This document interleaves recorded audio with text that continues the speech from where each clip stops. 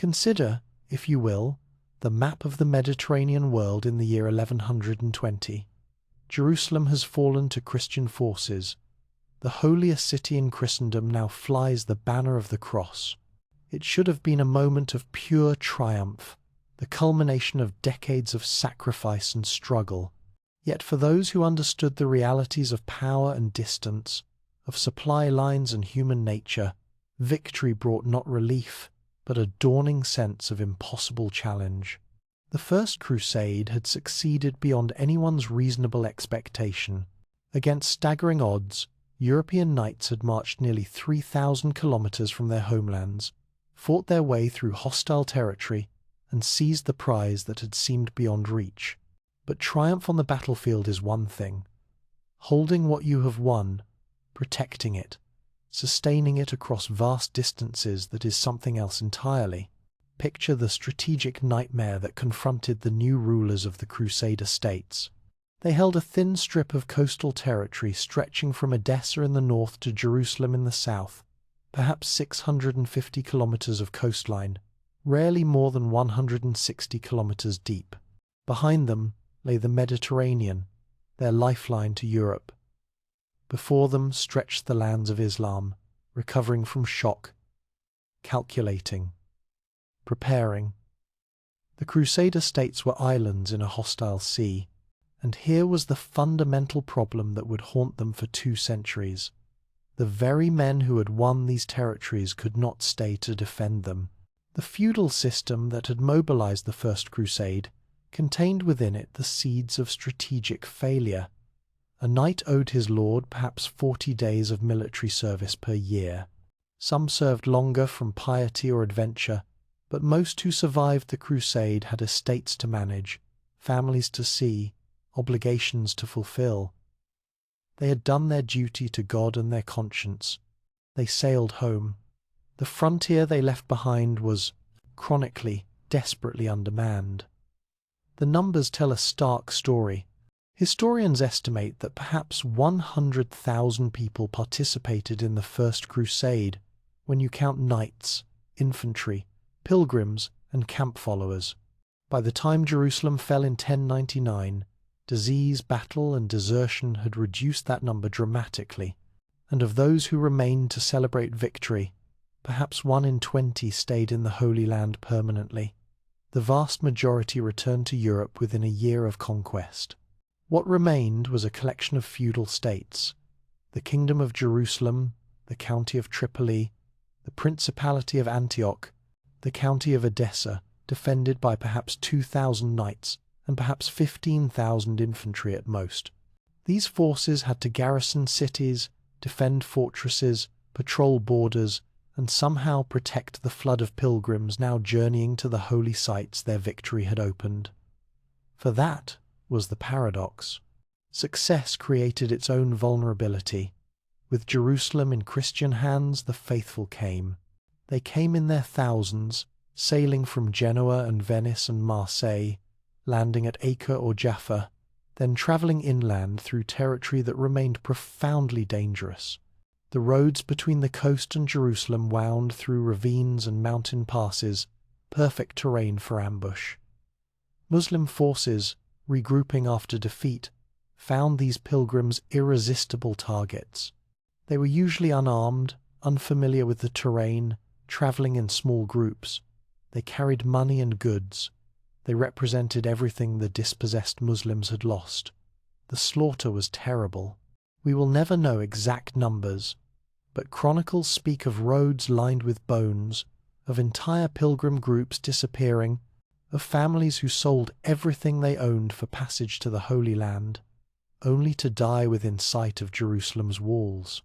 The very purpose of the crusade, to make Christian holy sites accessible, was being undermined by the inability to protect those who they came to visit them. The Crusader lords faced an impossible equation. They could not guard every pilgrim. They did not have the men. They could not permanently station knights along every dangerous stretch of road. Those knights were needed in garrisons, ready to respond to Muslim raids or mount their own expeditions. The feudal system offered no solution. Knights served their terms and departed. Hiring mercenaries was expensive and created armies of uncertain loyalty. Local Christian populations could provide infantry, but infantry without mounted support were vulnerable to Muslim cavalry tactics.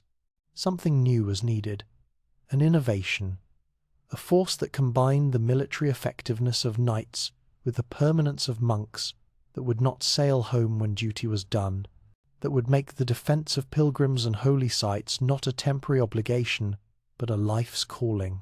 In 1119, that innovation appeared. His name was Hugues de Payens. History has not preserved a detailed portrait of him, but we know the essentials. He was a minor nobleman from Champagne in France, a veteran of the First Crusade who had remained in the Holy Land. He was approximately 40 years old when he approached King Baldwin II of Jerusalem with a proposition both simple and radical. Hugues proposed to found a new kind of order. Its members would be knights who took monastic vows, poverty, chastity, obedience. They would serve God not through prayer alone, but through protection of pilgrims.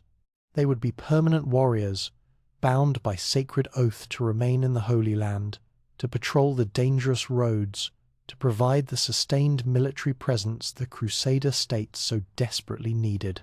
They would combine the fighting skill of the warrior class with the commitment and discipline of religious life. The genius of the concept lay in how it solved multiple problems simultaneously. Knights who took religious vows could not leave for estates they had renounced.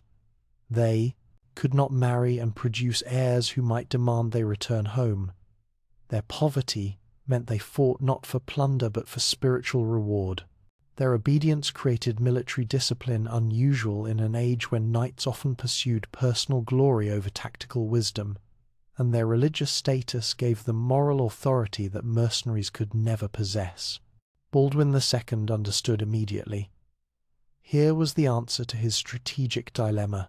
He not only approved the formation of this new order, but gave them quarters in the royal complex on the Temple Mount, that elevated platform in Jerusalem's southeast corner where Solomon's temple had once stood, where the Islamic dome of the rock now rose.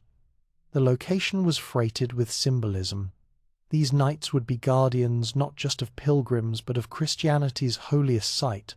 They called themselves the poor fellow soldiers of Christ and of the Temple of Solomon.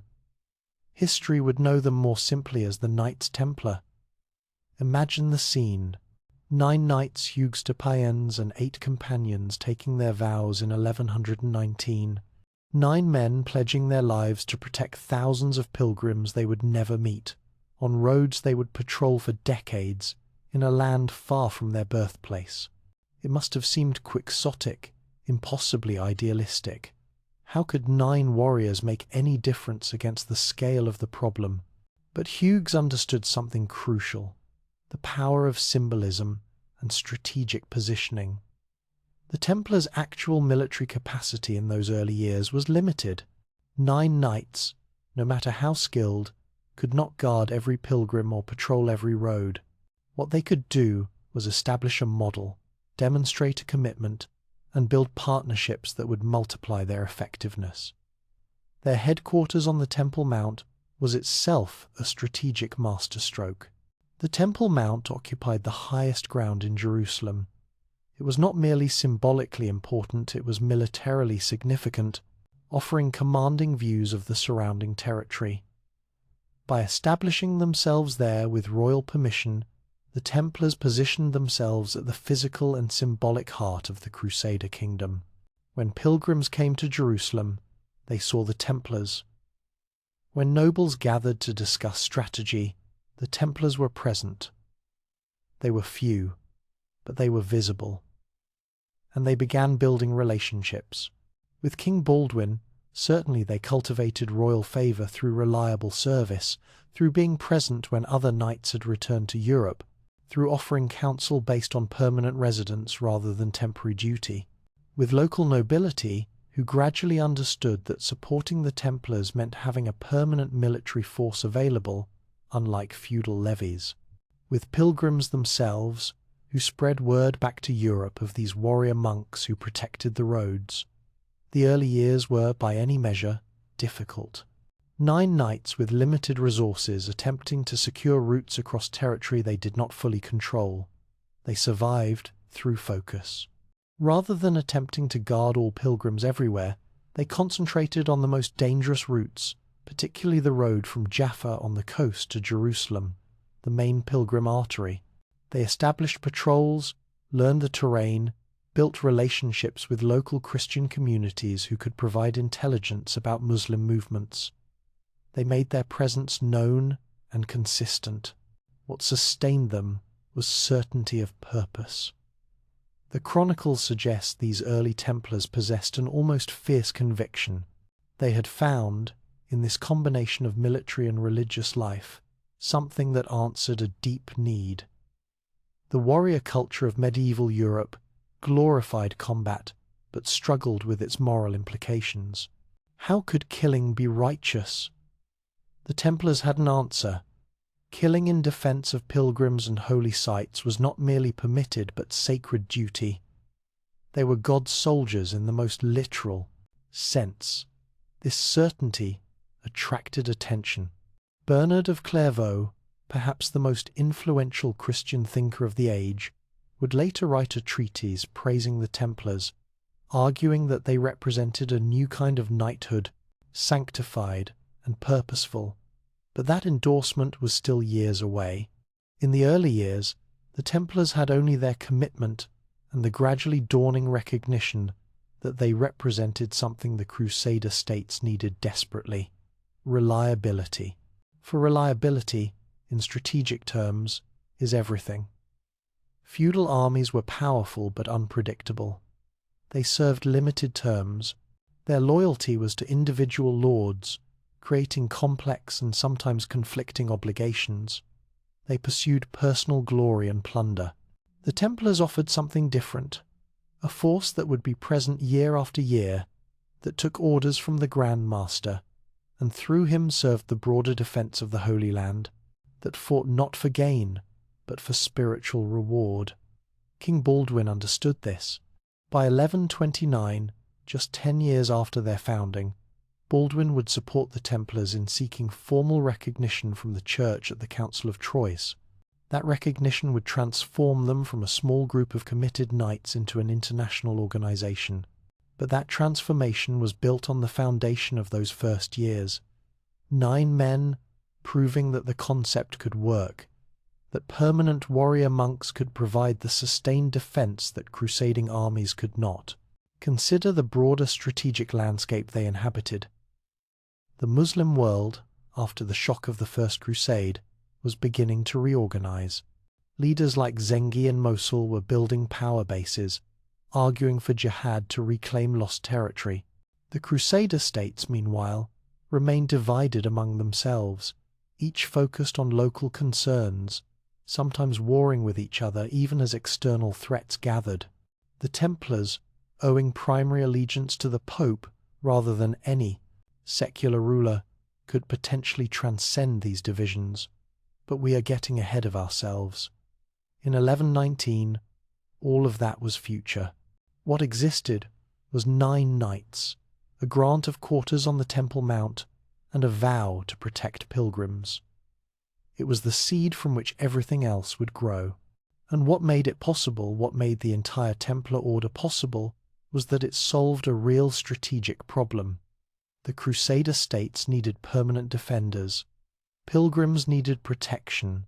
The solution could not come from existing institutions, bound as they were by feudal obligations and temporal concerns. So something new was born, an innovation that combined religious dedication with military skill, that made permanent service possible through monastic vows, that positioned itself at the heart of the Crusader kingdom both literally and symbolically. The Knights Templar emerged not from abstract idealism, but from strategic necessity. They were the answer to a problem that threatened the survival of everything the First Crusade had won. In the years to come, they would grow beyond anything Hugues de Payens could have imagined. They would become an international power, wealthy and influential, respected and feared. They would build fortresses, command armies, manage vast estates, and negotiate with kings. Their story would end in tragedy and controversy, but it began here, with clarity of purpose. 9 knights on the Temple Mount pledging their lives to protect strangers on dangerous roads, offering the most precious thing any organization can provide, the promise to remain when others have gone. That promise would reshape the history of the Crusades. It would create an organization unlike anything medieval Europe had seen, and it all began with the recognition that victory without the means to sustain it is no victory at all. There is a moment in the life of any successful organization when it must transform from inspiration into institution, when the founding vision, however pure, must encounter the messy realities of growth, resources, and human nature. For the Knights Templar, that moment came in 1129, 10 years after 9 knights took their vows on the Temple Mount. By that year, the Templars had proven their concept. They had protected pilgrims, maintained their presence, earned the respect of Jerusalem's king and nobility. But they remained small, perhaps a few dozen knights at most. Their resources were limited, their legal status was informal, and across Europe, few people had even heard of them. If they were to fulfill their mission at the scale required, everything needed to change. Hugues de Payens understood this. In 1128, he did something that must have felt both necessary and daunting. He left Jerusalem. He travelled back to Europe, to France, to the heart of Christendom's ecclesiastical and political power. He went to seek formal recognition, official endorsement, and the resources that would transform his small band of warrior monks into something that could genuinely make a difference. The gathering that would determine the Templars' future took place at Troyes in Champagne in January of 1129. It was a church council, convened to address various matters of ecclesiastical governance, but its most significant outcome would be the formal recognition of the Templar order and the approval of their rule, the detailed regulations that would govern how they lived, fought, and organized themselves. History records this as the Council of Troyes, and it represents one of the most successful advocacy campaigns of the medieval period. Consider what Hugues de Payens achieved. He arrived representing a small, unknown group operating on the edge of Christendom. He departed with papal recognition, ecclesiastical endorsement, a formal rule approved by the Church, and the beginning of a recruitment and fundraising campaign that would transform Europe's understanding of what a religious order could be. The key to his success was Bernard of Clairvaux. Bernard was, at that moment, perhaps the most influential voice in Western Christianity. Abbot of Clairvaux, gifted preacher, theological innovator, advisor to popes and kings. When Bernard spoke, Christendom listened. And Bernard became convinced that the Templars represented something genuinely new and valuable, a synthesis of the contemplative and active life, monks who served God through protection rather than prayer alone. Bernard's endorsement provided what every new organization desperately needs: moral authority from a trusted source. He argued that the Templars were not some dangerous innovation, but rather the fulfillment of Christian ideals. He wrote a treatise in praise of the new knighthood that circulated widely and redefined how people understood religious warfare. The old knighthood, Bernard argued, fought for glory and plunder. The new knighthood fought for God and asked nothing for themselves. They were, in his phrase, knights of Christ, and their cause was holy. This was not merely rhetoric. Bernard's theological framework solved a profound problem. Medieval Christianity was deeply ambivalent about violence. The commandment against killing was clear, yet knights were the warrior class, and their violence seemed necessary for social order and defense. The Templars, through their vows and their restricted mission defending pilgrims and holy sites, offered a resolution. Their violence was not just permitted, it was sanctified. They could kill without sin because their cause was righteous and their intentions pure. At the Council of Troyes, with Bernard's support, the Templars received formal recognition from the Church. A rule was drafted, based largely on the Cistercian rule that governed Bernard's own order but adapted for military life. It covered everything: what Templars could eat, what they could wear, how they should pray, when they could speak, how they should conduct themselves in battle. It was detailed, demanding, and designed to create uniformity and discipline. The rule itself is fascinating as a window into what the Templars were trying to achieve. Consider some of its provisions.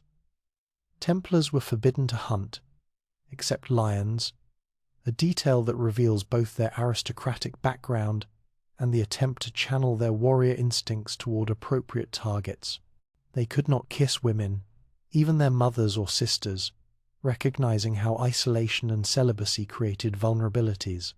They were required to eat in silence while listening to religious texts being read, transforming meals into spiritual discipline.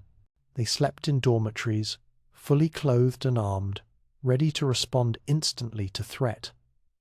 What emerges from the rule is an organization obsessed with creating reliable warriors. Every provision aimed at eliminating distraction, building cohesion, and maintaining readiness. These were men who had renounced personal ambition, family ties, material comfort, everything that might divide their attention from their mission. In modern terms, we might call it total institutional control. In their terms, it was the necessary discipline of soldiers serving God. With recognition secured, Hugues de Payens could now recruit openly, and here the Templars demonstrated remarkable strategic thinking about who they targeted and why.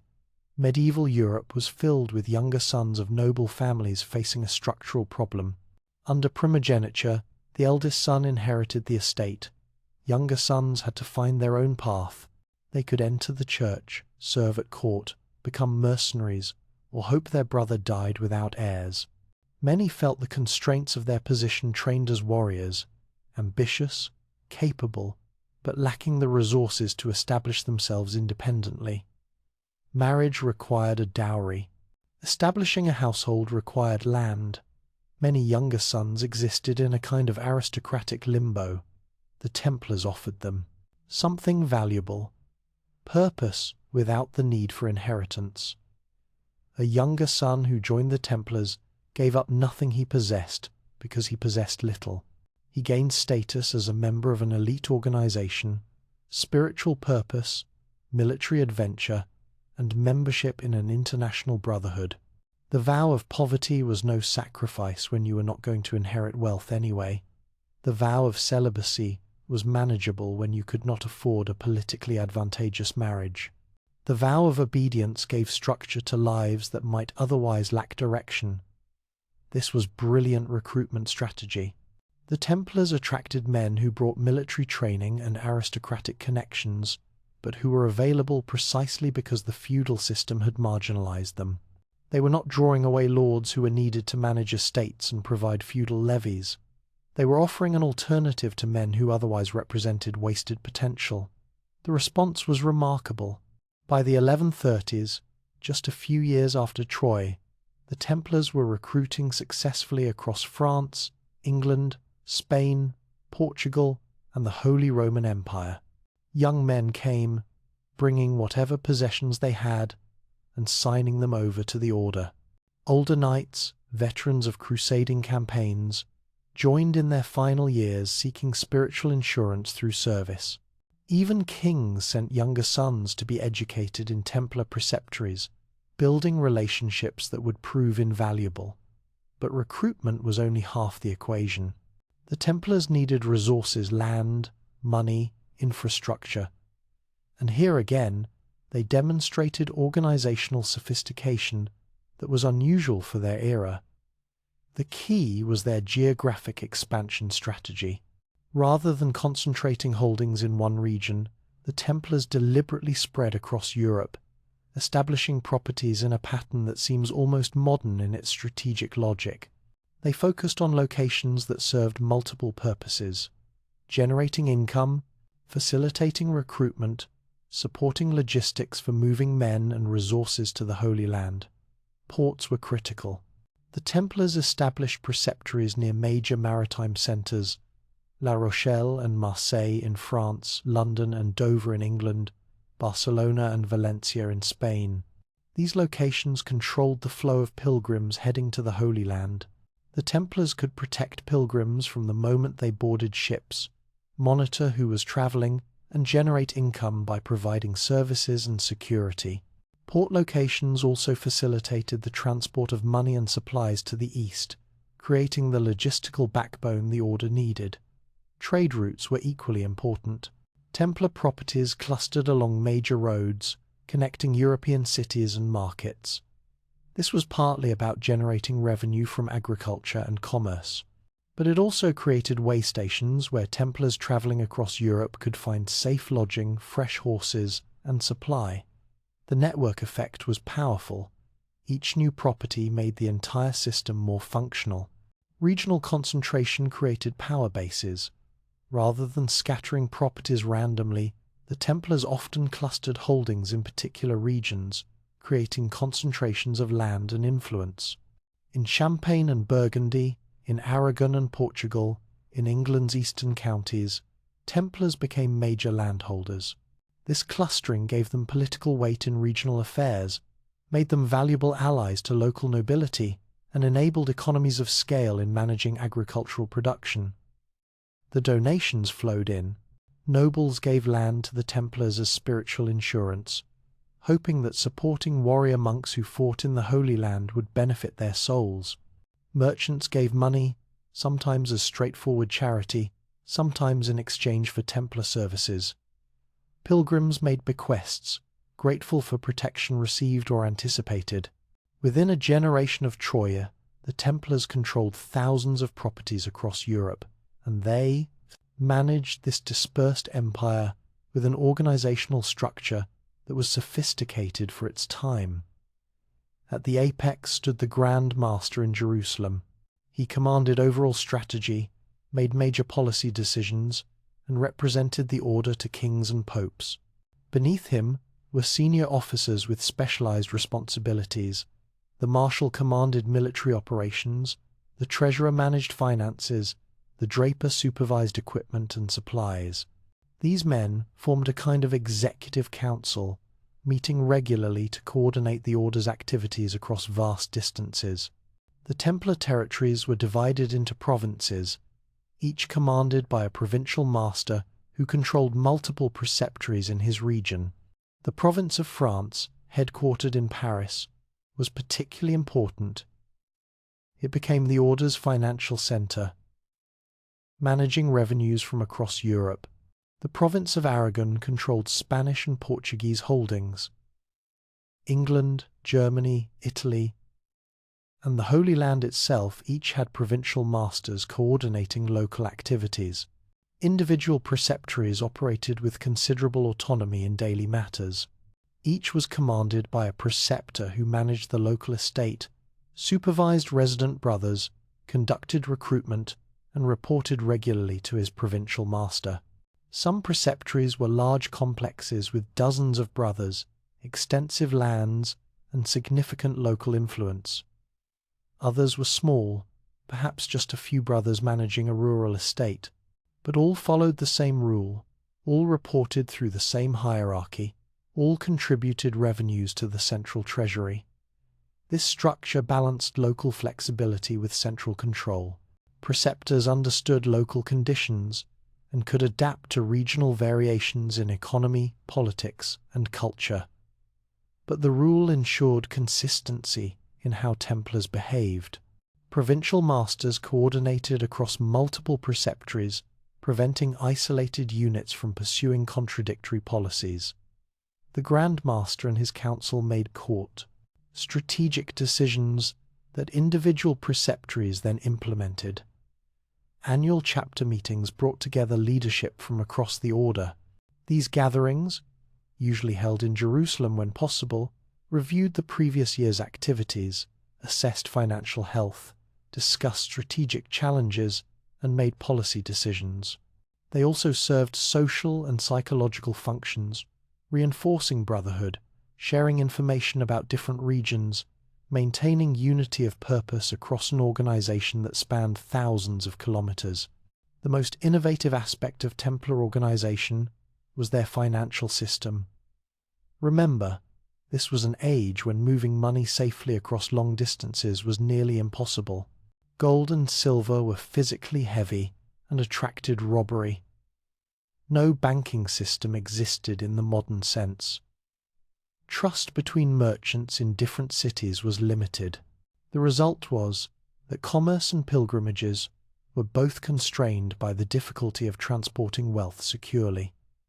The Templars solved this problem through what we would now call letters of credit. A pilgrim in Paris could deposit money with the Templars there, receive an encrypted letter specifying the amount, then travel to Jerusalem and withdraw equivalent funds from the Templars there. The letter used codes known only to Templars, preventing forgery. The physical gold never had to travel, reducing robbery risk to nearly zero. The Templars charged fees for this service, generating income while providing genuine value. This system worked because the Templars had what others lacked: a trusted network spanning Europe and the Holy Land, standardized procedures preventing fraud, and the military capability to defend their treasuries. A merchant traveling from London to Jerusalem faced countless opportunities for theft. The Templars faced the same geography but had armed brothers stationed along the route, encrypted communications, and regular audits to catch embezzlement. The innovation extended. Beyond simple money transfer, wealthy nobles could deposit funds with the Templars for safekeeping, earning implicit interest through creative fee structures that technically did not violate church usury prohibitions. Kings could pawn crown jewels to the Templars for war financing, knowing the collateral would be secure and could be reclaimed when finances improved. The Paris Temple became, in effect, the treasury for the French monarchy, holding royal valuables and managing complex financial transactions. To prevent corruption, the Templars maintained strict separation between military and financial personnel. Brothers who managed money were different individuals from those who commanded troops. Regular audits reviewed transactions. The centralized accounting system in Paris could cross-reference reports from distant preceptories, identifying discrepancies. Was the system perfect? Certainly not. But it was sophisticated for its era, reflecting an understanding that trust must be earned through transparent procedures and accountability. By the middle of the 12th century, perhaps 30 years after the Council of Troyes, the Templars had achieved something remarkable. They had transformed from 9 knights in Jerusalem to an international organization with thousands of members, properties across Europe, a sophisticated financial system, and a reputation that made them valuable allies to kings and popes alike. Young men competed to join their ranks. Nobles sought their advice. Pilgrims relied on their protection. They had become, in modern terms, a successful multinational organization with brand recognition, operational excellence, and strategic positioning. But this success brought its own challenges. The more powerful the Templars became, the more they attracted envy and suspicion. Their wealth contradicted their vow of poverty, at least in appearance. Their independence from local bishops created resentment among clergy, who felt their authority undermined. Their close relationships with kings made them players in political games that had nothing to do with protecting pilgrims. The very effectiveness of their organizational model would eventually make them threatening to the monarchs who had once supported them. Yet in the 1130s and 40s, those dangers seemed distant. What mattered was that the Templars had proven a concept and built an institution to sustain it. They had shown that monks could be warriors, that international organizations could function effectively, that financial innovation could serve religious purposes. They had taken 9 knights with a vision and created a network that spanned Christendom. The next test would be whether their organizational success translated into military effectiveness, whether the discipline they cultivated, the resources they commanded, and the strategic thinking they demonstrated in building their network would make them as formidable on the battlefield as they were impressive in the council chamber. That test was coming. There is a particular kind of fear that grips an army when it faces an opponent who will not break, who will not retreat, who fights with a discipline that transcends individual survival. Medieval warfare was often about morale, about which side would crack first under pressure, whose soldiers would flee when the battle turned against them. The Knights Templar built a reputation for being the force that never cracked, and that reputation, earned through decades of combat, made them perhaps the most feared warriors of their age. But reputation alone does not win battles. What made the Templars genuinely formidable was a systematic approach to military excellence that was unusual for their era. They treated warfare as a craft requiring constant refinement, not merely as an expression of individual courage. They built their effectiveness on training, equipment, tactics, and an organizational discipline that turned individual knights into something far more powerful, a coordinated military machine. Begin with training. In an age when most knights learned combat skills informally practicing with fathers or brothers, perhaps receiving instruction from household warriors, the Templars created something approaching a modern training regimen. Every day, in every preceptory where military brothers were stationed, training was mandatory, not occasional, not when convenient, daily. The training focused on fundamentals that many knights neglected once they achieved basic competence. Weapons, practice swords, lances, maces, was conducted with an intensity that kept skills sharp. A knight who did not practice regularly lost edge speed, found his reactions slowing, his technique degrading. The Templars maintained combat readiness through repetition that made techniques automatic, reflexive, reliable under the stress of actual battle. But individual skill was only the foundation. What truly distinguished Templar training was its emphasis on coordinated cavalry maneuvers. Medieval heavy cavalry was devastating when properly employed. The shock of armored knights on war horses, crashing into infantry lines, could shatter formations and turn battles in moments.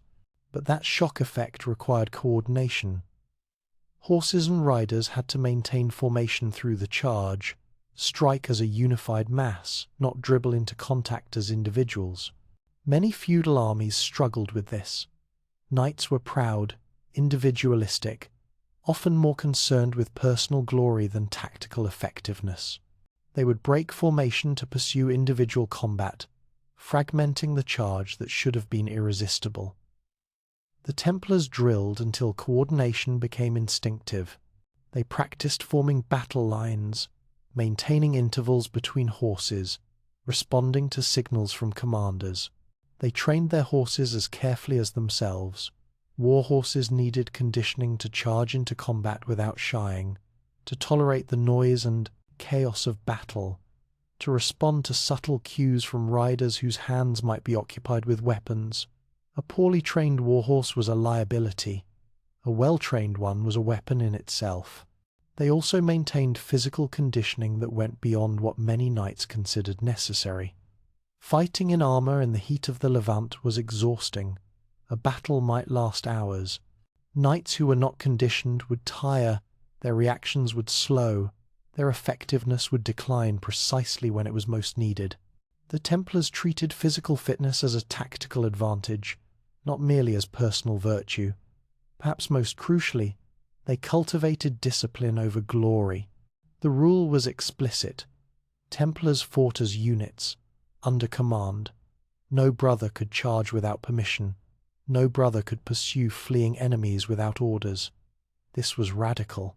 Medieval combat celebrated individual prowess. Songs praised knights who sought out the strongest enemy, who took terrible risks for honor and glory. The Templars rejected that ethos. They fought to win, not to accumulate personal glory, and winning required discipline, maintaining formation, following orders, subordinating individual impulse to collective effectiveness. This discipline created a tactical advantage that repeatedly proved decisive. When a Templar cavalry unit charged, It hit like a single weapon rather than a collection of individuals. The impact was devastating. Chronicles from the period described Muslim commanders learning to fear the white-mantled knights, recognizing that when the Templars charged, the question was not whether their line would hold, but how many casualties they would suffer before being overwhelmed. Equipment reinforced these advantages. The Templars' wealth generated by their European estates and financial operations ensured that their knights had access to the best armor, weapons, and horses available. This was not a minor matter. Good armor could mean the difference between survival and death. Quality weapons maintained their edge, did not break in combat, and could penetrate enemy armor. War horses were expensive. A proper destrier might cost as much as a small estate. The Templars could afford horses bred and trained specifically for war, animals that were larger, stronger, and more aggressive than typical riding horses. The standardization of equipment created additional advantages. When every Templar knight wore similar armor, carried similar weapons, rode similar horses, they became interchangeable parts of a military machine. If a knight fell, another could take his place in formation without disrupting coordination. Repair and maintenance were simplified when equipment followed standard patterns. Supply chains could be optimized when you knew exactly what every unit required. The Templars also maintained sergeants and support staff that freed their knights to focus purely on combat. Squires cared for horses, maintained equipment, assisted with armor. Servants handled logistics, supplies, and camp duties. This division of labor was efficient. A knight was an expensive resource, requiring years of training and costly equipment. Using that resource to cook meals or tend horses was wasteful. Better to have specialists handle support functions, allowing knights to dedicate themselves entirely to the skills that made them effective in battle. Their tactical doctrine, refined through decades of combat experience, emphasized the heavy cavalry charge as their primary weapon. The Templars understood that shock cavalry was most effective when committed at the decisive moment, in overwhelming force, against a critical target. They did not fritter away their strength in piecemeal engagements. They waited, they maneuvered, they looked for the moment when a single devastating charge could break enemy cohesion, and they followed through.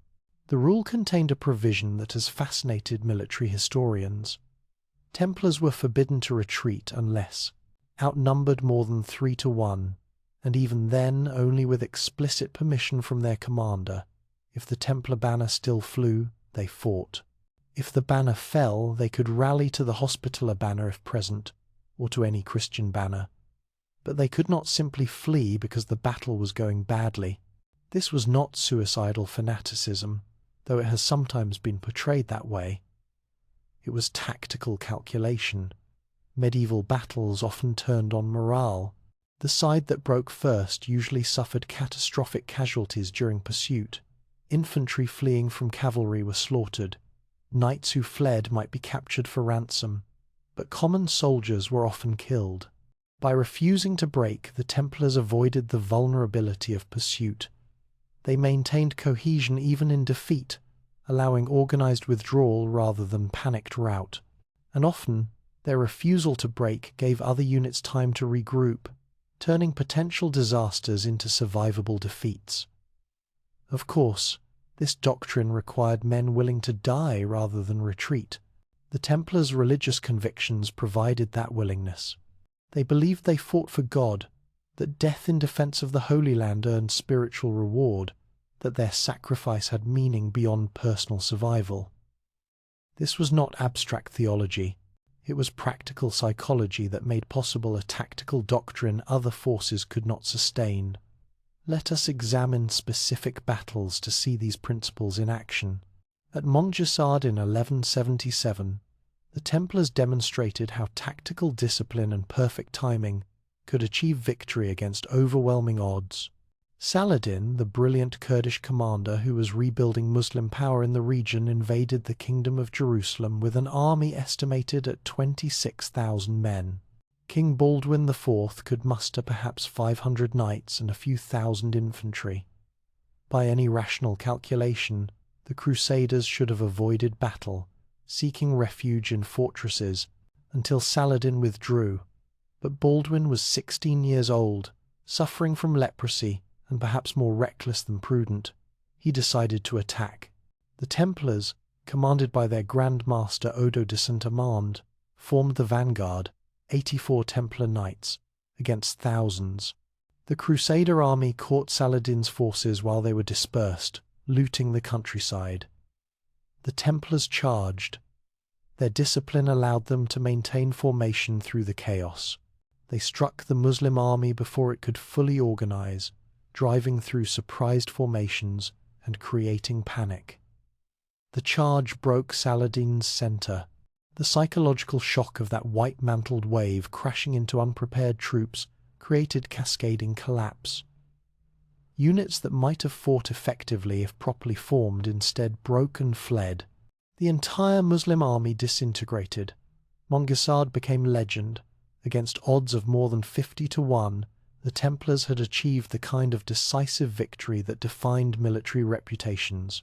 Chronicles describe Saladin barely escaping with his life, his army scattered, his invasion completely defeated. It was the kind of triumph that made believers see divine favor, that made enemies see supernatural warriors, that made the Templars' reputation as elite shock troops unassailable. But consider what actually happened through a tactical lens. The Templars had not won through individual heroics. They won because their discipline allowed them to maintain cohesion while charging through chaos, because their equipment gave them overwhelming advantage in close combat, because their training had prepared them to exploit a moment of enemy vulnerability, and they won because their psychological edge, the reputation that preceded them, magnified the panic created by their charge. Soldiers who might have rallied against lesser opponents fled before the White Mantles, yet the same tactical doctrine that made the Templars nearly invincible when properly employed could become a vulnerability when conditions changed. 10 years after Montgisard, at Hattin, the Templars' tactical inflexibility contributed to the most catastrophic defeat in Crusader history. The Battle of Hattin in 1187 was a disaster born of bad decisions compounded by rigid thinking. Saladin had invaded again, this time threatening the city of Tiberias. King Guy of Jerusalem, weak, indecisive, easily influenced, assembled the largest Crusader army ever gathered in the kingdom, perhaps 20,000 men, including 1,200 knights. The Templars contributed perhaps 300 knights, a significant portion of their military strength. Saladin occupied a strong position near Hattin, controlling water sources in the brutal Levantine summer.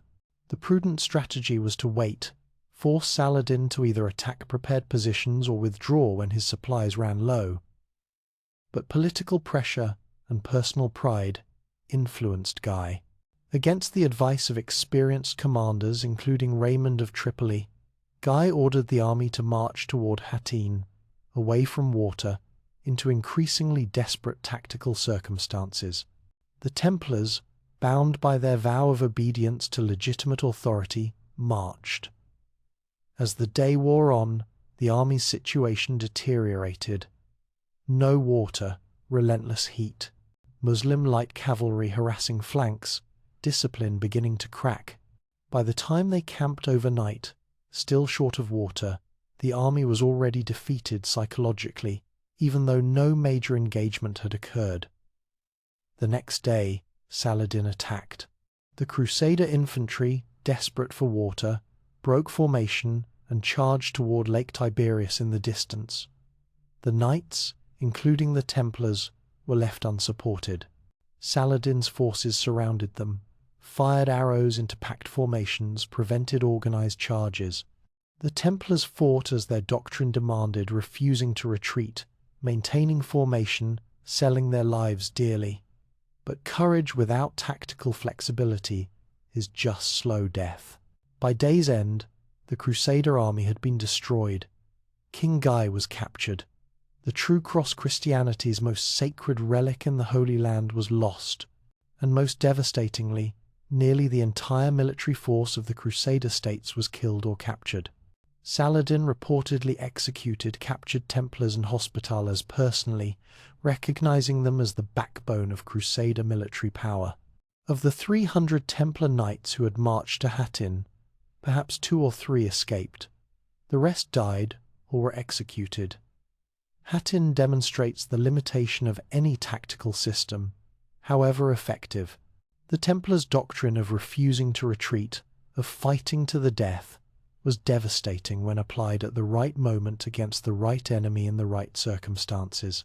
But when political leadership made strategic errors marching away from water, allowing the army to be surrounded and separated from supplies, that same doctrine turned a defeat into annihilation. The Templars could not adapt because adaptation contradicted their core identity.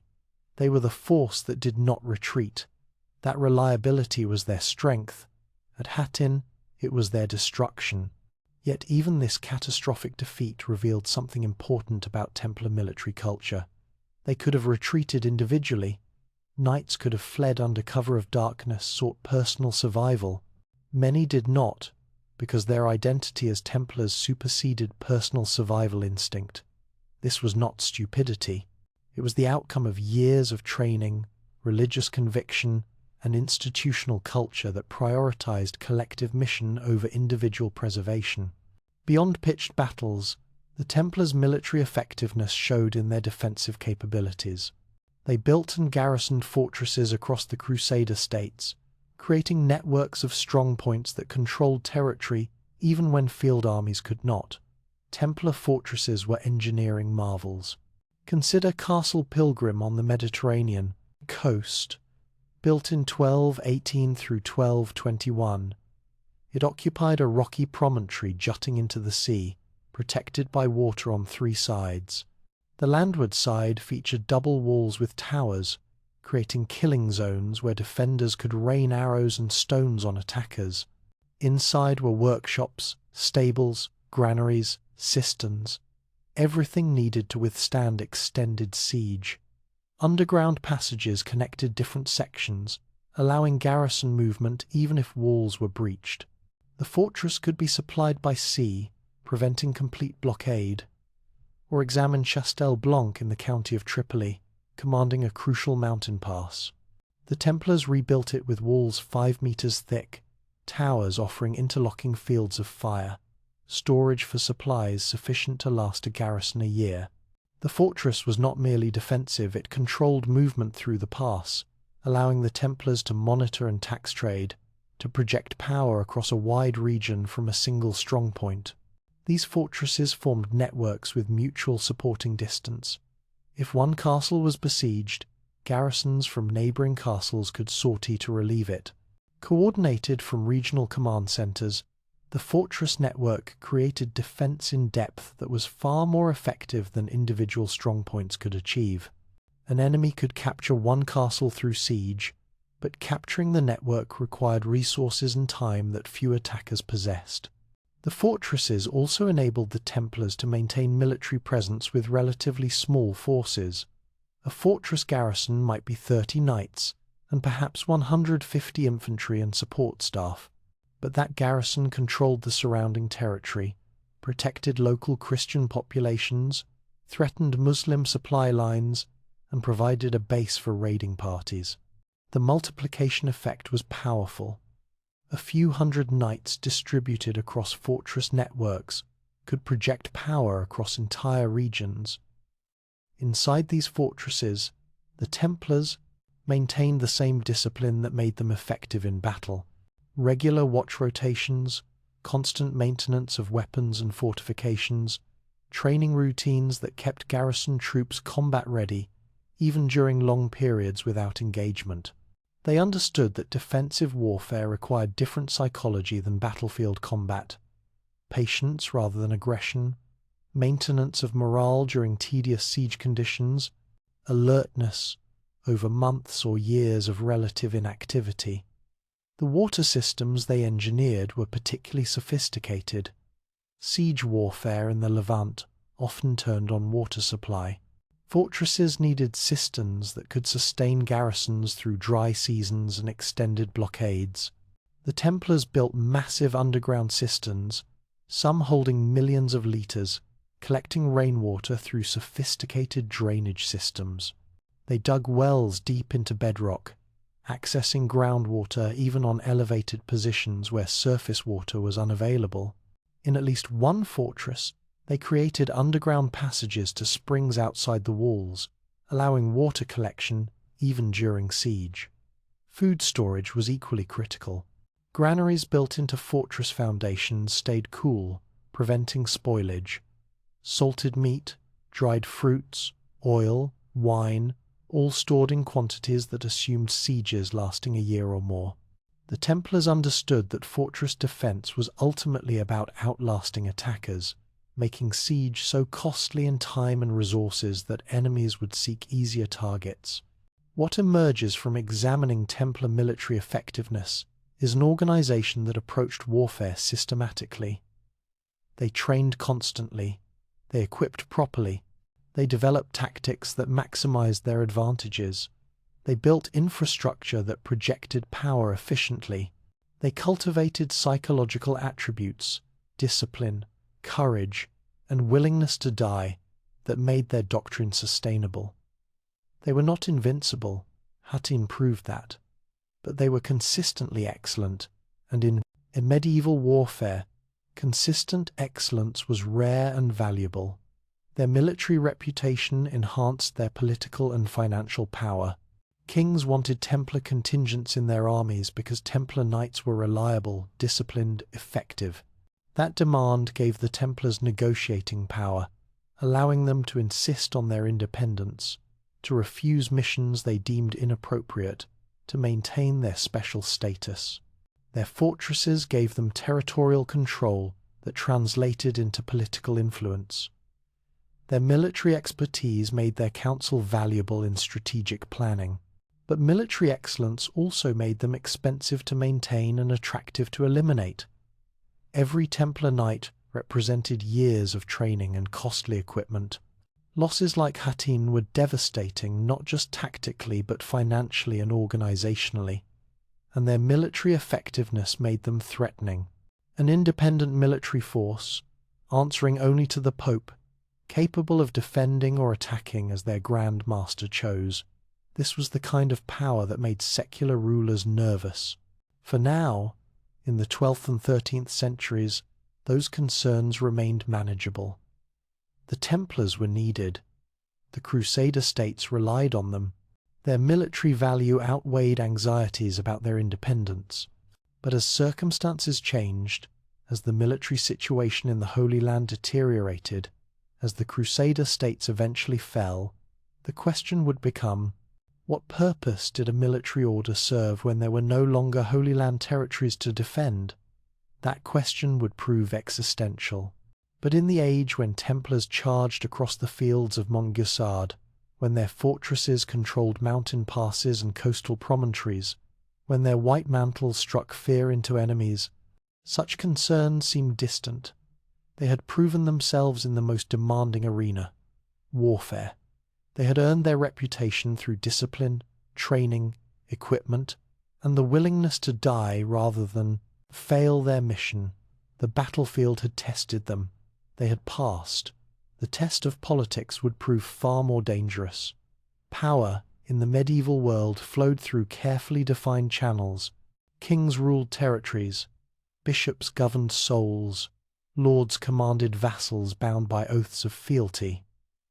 The system was intricate, layered, built on personal relationships and reciprocal obligations. Everyone answered to someone, everyone fit within the hierarchy, except the Knights Templar. The Templars existed outside the normal structures of medieval power, and that anomalous position was both their greatest strength and the seed of their eventual destruction. They had created something almost unprecedented, an international organization that answered to no king, paid taxes to no bishop, owed military service to no feudal lord. They were accountable only to the Pope, and the Pope was far away in Rome, focused on matters far broader than the day-to-day activities of one religious order. This independence was not accidental. It was carefully constructed through a series of papal privileges that, over decades, transformed the Templars from a simple religious order into something approaching a sovereign entity. The foundation was laid in 1139, just 10 years after the Council of Troyes. Pope Innocent II issued the papal bull Omne Datum Optimum, every good gift. The title was humble, drawn from Scripture. The content was revolutionary. With this document, the Pope granted the Templars exemption from local ecclesiastical authority. They no longer answered to bishops or archbishops in whose territories their preceptories existed. They could have their own priests, their own chapels, their own cemeteries. They could collect tithes. They could receive donations without interference. Consider what this meant in practical terms. A Templar preceptory in France was legally not subject to the French church hierarchy. The local bishop could not visit to inspect their activities. The archbishop could not demand financial records. The church courts had no jurisdiction over Templars accused of crimes. This was extraordinary autonomy in an age when the church exercised tremendous power over daily life. Further papal bulls expanded these privileges. In 1145, Pope Celestine II granted the Templars the right to cross any border without paying tolls or taxes. Imagine the advantage. Merchants travelling from France to Italy paid fees at every border, every bridge, every major town. Their goods were inspected, taxed, delayed. The Templars passed through freely. This facilitated their financial operations, moving money across Europe without the friction that slowed everyone else, and it reinforced their status as belonging to no single kingdom but to Christendom itself. In 1147, Pope Eugenius III took exemption even further. Templars were released from paying tithes to the church. More remarkably, they could collect their own tithes once per year in any church, even if that church belonged to another order or diocese. This was financial privilege translating directly into wealth.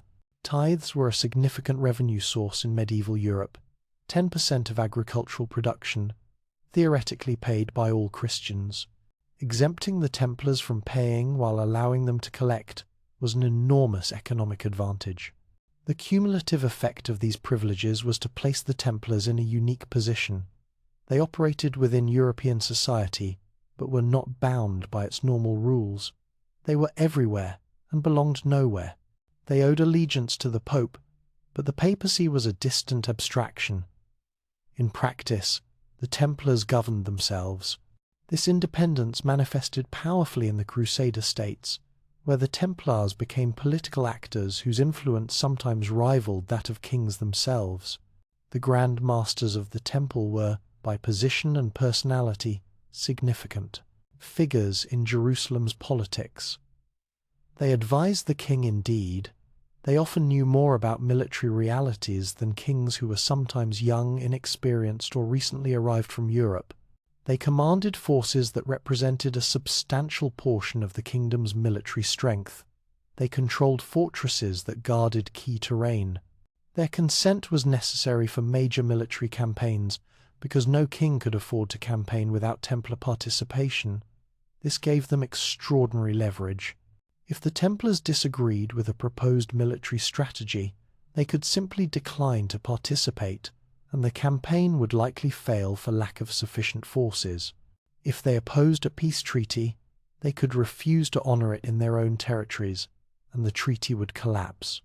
If they supported one claimant over another in succession disputes which were frequent in the unstable politics of the Crusader states, their backing could prove decisive. The chronicles record instances where Grand Masters essentially vetoed royal decisions. When King Amalric I of Jerusalem negotiated an alliance with the Byzantine Empire in the 1160s, the Templars opposed it because they feared Byzantine influence would undermine Latin control of the holy sites. They made their opposition clear, creating sufficient political resistance that the alliance never fully materialized. Whether this was wise is debatable. Whether it demonstrated independent political power is certain. Templar fortresses represented more than military strongpoints. They were centers of territorial control that gave the order veto power over regional strategy. When the Templars held fortresses controlling mountain passes or strategic routes, no major military movement could occur in those regions without their cooperation, or at least their acquiescence. Kings might theoretically command, but practical power belonged to whoever controlled the terrain. This sometimes created tension with secular rulers. The Templars pursued what they believed were the best interests of defending the Holy Land, which did not always align with what kings believed served their political interests. Kings needed to manage multiple considerations: relations with European monarchs who sent crusading armies, diplomatic maneuvering with Muslim leaders, internal politics among fractious nobility. The Templars could focus more narrowly on military security and religious mission. This difference in priorities generated friction. The Templars also became involved in the complex succession disputes that plagued the Crusader states. When kings died without clear heirs, or when multiple claimants emerged, the question of who would rule could destabilize the entire kingdom. The Templars' support was valuable. Their military strength, their wealth, their international connections made them kingmakers in close succession battles. But this involvement in politics contradicted their supposed status, as religious monks focused on spiritual matters. Critics noted the paradox. An order that had taken vows of poverty and obedience was now wielding power, accumulating wealth, making political calculations. The Templars would argue they had no choice. Defending the Holy Land required political engagement, and their independence was necessary to prevent being used as pawns in secular power struggles. Their critics would respond that independence without accountability was simply power pursuing its own interests. The Templars' diplomatic activities revealed how far they had evolved from their original mission. They negotiated truces with Muslim leaders, sometimes independently of official Crusader state policy. They arranged prisoner exchanges valuable because they maintained relationships with Muslim counterparts built on mutual respect for warriors who fought honorably. They even maintained back-channel communications with Saladin and other Muslim commanders. This pragmatism served practical purposes. Wars in the Holy Land were not constant total conflicts, but rather punctuated by truces, negotiations, and periods of relative peace. The Templars understood that survival required knowing when to fight and when to negotiate. They built relationships with Muslim leaders based on professional respect, recognizing that their opponents were often skilled commanders, serving their own religious convictions with the same dedication Templars brought to theirs. But these diplomatic activities troubled some observers. Were the Templars serving Christian interests, or had they become so independent that they pursued their own agenda? When Templars negotiated truces that benefited their territories specifically, were they defending Christianity or protecting Templar holdings? The questions could not be easily answered, and the ambiguity fueled suspicions that would later prove deadly. The paradox of Templar political power was that it rested on contradictory foundations. In the Crusader states, they needed to be independent to be effective. If they were simply tools of the king, they would be drawn into political disputes, faction fights, and succession struggles that would undermine their military mission. Their independence allowed them to maintain focus, to refuse inappropriate missions, to preserve their strength for genuinely critical battles. But in Europe, they needed royal support. Kings facilitated recruitment by allowing Templars to operate in their territories. Nobles provided donations that funded operations. The goodwill of European monarchs was essential for the flow of men and money to the Holy Land. This created a delicate balance. The Templars needed to be independent enough to be effective, but deferential enough to maintain European support. For a century, they managed this balance successfully. Kings valued their military contributions enough to tolerate their independence. Popes supported them as exemplars of religious dedication. Nobles donated to them as a form of spiritual insurance. The system worked because everyone got something they valued. Kings got reliable military force. Popes got an order that answered to Rome rather than secular rulers. Nobles got spiritual benefits, and the Templars got the resources and autonomy they needed. But underlying tensions were always present. Kings envied Templar wealth and resented their exemption from royal taxation. Bishops disliked their freedom from ecclesiastical oversight and their ability to collect tithes. Local nobility sometimes came into conflict with Templar preceptories over land boundaries or legal jurisdictions. These were manageable irritants in an era when the Templars provided clear value, but they were fracture lines that could split open if circumstances changed. The Templars' financial power amplified these political tensions. By the mid-13th century, the Paris Temple functioned as the de facto treasury of France. French kings deposited money there for safekeeping, borrowed from Templar funds when royal finances ran short, pawned crown jewels against loans. The Templars managed complex financial transactions for the monarchy, kept records, provided financial advice. This made them invaluable and made them dangerous. They knew the true state of royal finances, secrets that kings preferred to keep hidden. They held physical collateral jewels, documents, gold that gave them leverage.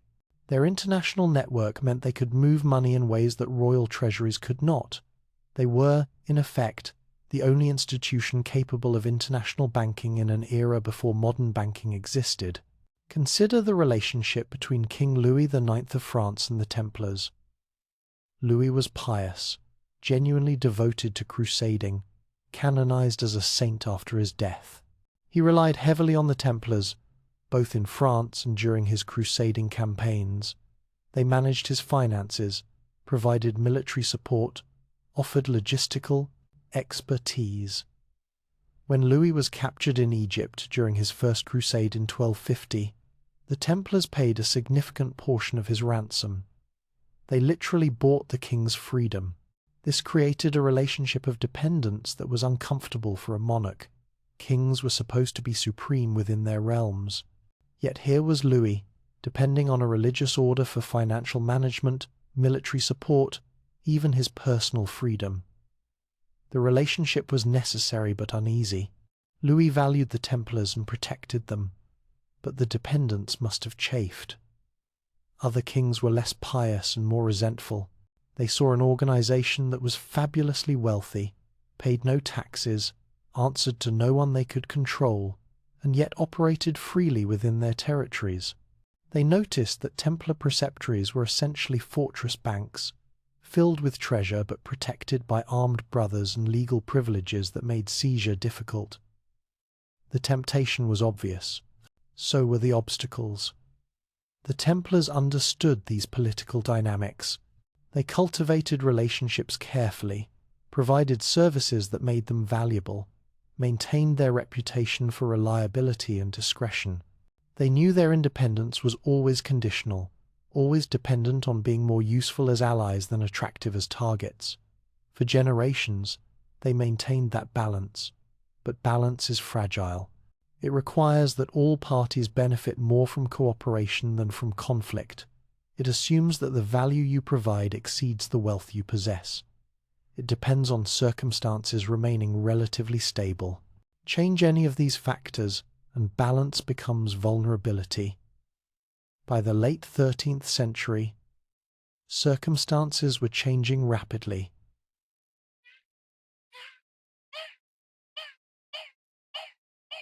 The Crusader states were collapsing. Acre, the last major Crusader stronghold, would fall in 1291. The military mission that justified the Templars' existence was effectively ending. Meanwhile, European monarchies were consolidating power, building bureaucracies, developing the administrative capacity to challenge institutions that had previously operated with impunity. The Templars had built their power during an era when they were needed desperately, and when royal power was fragmented. They had assumed their independence was secure, protected by papal privileges and their own military strength. They had grown wealthy, confident, perhaps complacent.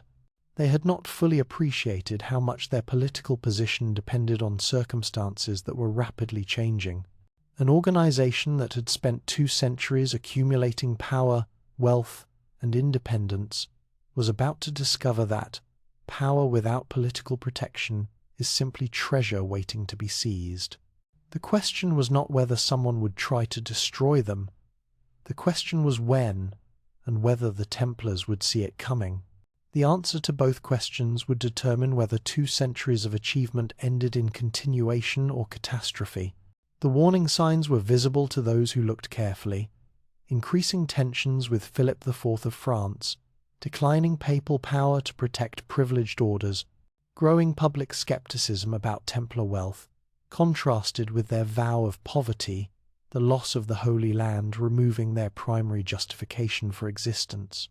But institutions rarely recognize their own vulnerability until it is too late. The Templars had been powerful for so long, independent for so long, secure in their privileges for so long. They had defeated external enemies on countless battlefields. They had built an international network that seemed unassailable. They had survived succession crises, military disasters, political turmoil. They would not survive a king who understood that their wealth was vulnerable, that their independence made them friendless, that their secrets made them dangerous, and that their existence was no longer necessary. Power, when it becomes threatening rather than useful, is not protected. It becomes a target. The Templars stood at the apex of their influence in the late 13th century. 2 centuries of organizational brilliance, military effectiveness, financial innovation, and political maneuvering had created something unprecedented. They had proven that international organizations could function across borders, that financial networks could span continents, that military orders could maintain discipline and effectiveness through institutional culture rather than personal loyalty to individual lords. They had also proven something more ominous, that independence from traditional authority structures combined with substantial wealth and military power, would inevitably threaten those who believed themselves supreme. Kings could tolerate powerful subjects if those subjects were bound by feudal obligations, by family ties, by dependence on royal favor. They could not indefinitely tolerate an organization that owed them nothing, needed nothing from them, and yet operated within their kingdoms as a parallel power structure. The collision was not inevitable.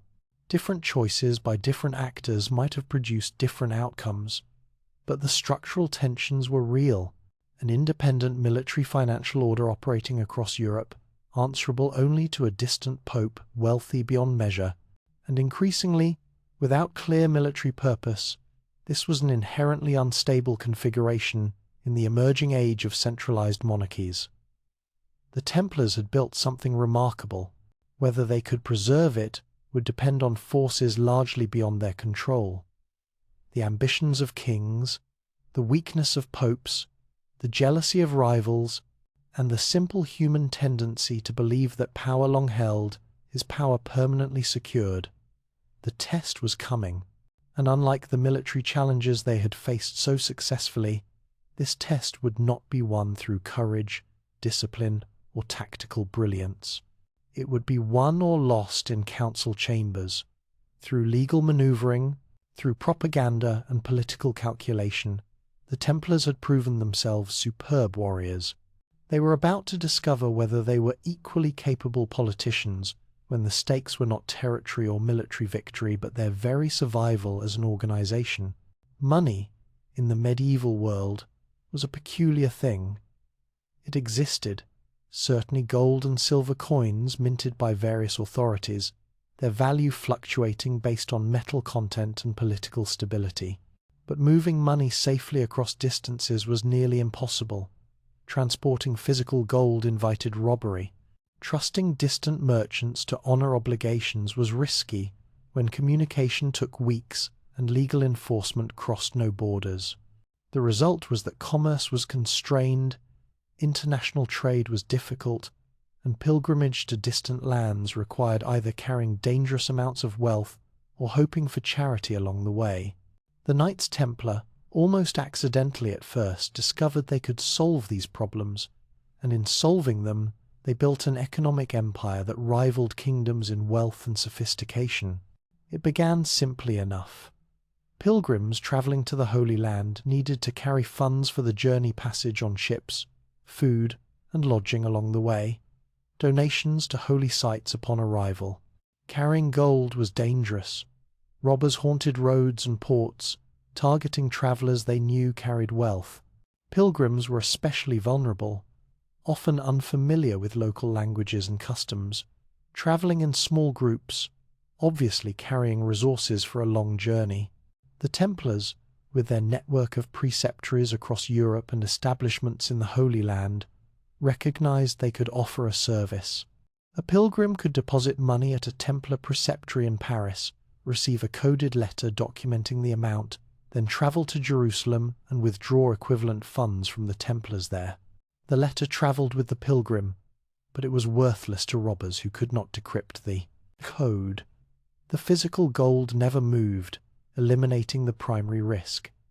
This was not entirely novel. Italian merchants were developing similar systems, but the Templars had advantages those merchants lacked. They had military capability to defend their treasuries. They had religious reputation that suggested trustworthiness. They had an organizational structure spanning from Scotland to Jerusalem, all operating under standardized procedures, and they had papal privileges exempting them from the usual fees and inspections that complicated merchant banking. The system worked through careful procedural design. When a pilgrim deposited funds, the Templar treasurer recorded the transaction in duplicate ledgers, one kept locally, one sent to Paris or Jerusalem depending on the transaction's direction. The letter given to the pilgrim included encrypted notation, indicating the amount, using codes that changed periodically to prevent forgery. The codes were known only to Templar treasurers, shared through secure communications within the order.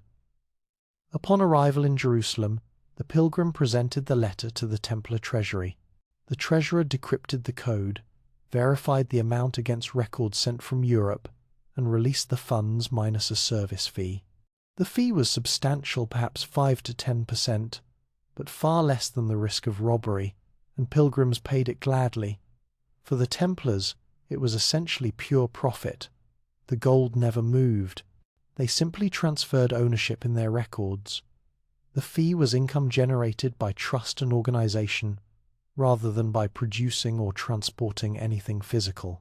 This core innovation, what we would now call letters of credit, expanded into a sophisticated financial operation that served not just pilgrims, but merchants, nobles, and eventually kings themselves.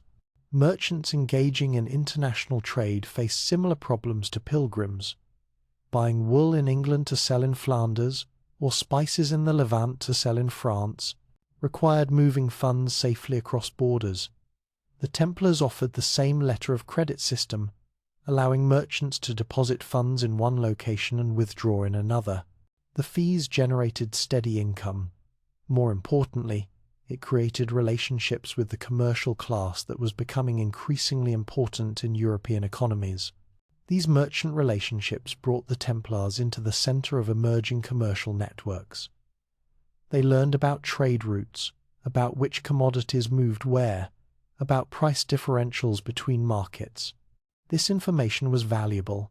It allowed the Templars to make their own commercial investments, knowing which goods would generate profit when moved from surplus to shortage regions. Their preceptories became not just banking outposts but commercial intelligence centers. Nobles and kings presented more complex financial needs and more lucrative opportunities. A noble financing a castle or outfitting an army needed large sums immediately but could repay over time from estate revenues. Kings financing wars or crusades needed even larger amounts. Traditional money lending ran afoul of church usury prohibitions. Christians were forbidden to charge interest on loans, which created an obvious problem. Why would anyone lend substantial sums without compensation for risk and opportunity cost? The Templars developed creative solutions that generated income without technically violating usury prohibitions. They would accept valuable collateral crown jewels, gold artifacts, land deeds, and store them for a fee. If the items were not reclaimed by an agreed date, the Templars could sell them to recover their funds. This was not interest. It was a storage and risk management fee. The economic effect was identical to interest-bearing loans, but the legal structure complied with church law. Another approach involved currency exchange fees. Kings needing to pay troops in one currency could deposit different currency with the Templars, who would exchange it at rates that built in profit margins. These margins were not interest, but rather compensation for the service of currency conversion. Again, the legal distinction mattered even though the economic reality was that the Templars earned returns on their capital. The scale of royal borrowing was remarkable. Philip II of France financed portions of the Third Crusade through Templar loans. Louis IX relied heavily on Templar financial management during both his crusading campaigns. English kings regularly pawned crown jewels to the Templars, using them as collateral for loans that financed wars against Scotland or Wales. The Templars became, in effect, the bankers of choice for European monarchies. This created immense political leverage but also dangerous dependence. When a king owed substantial sums to the Templars, the relationship became complex.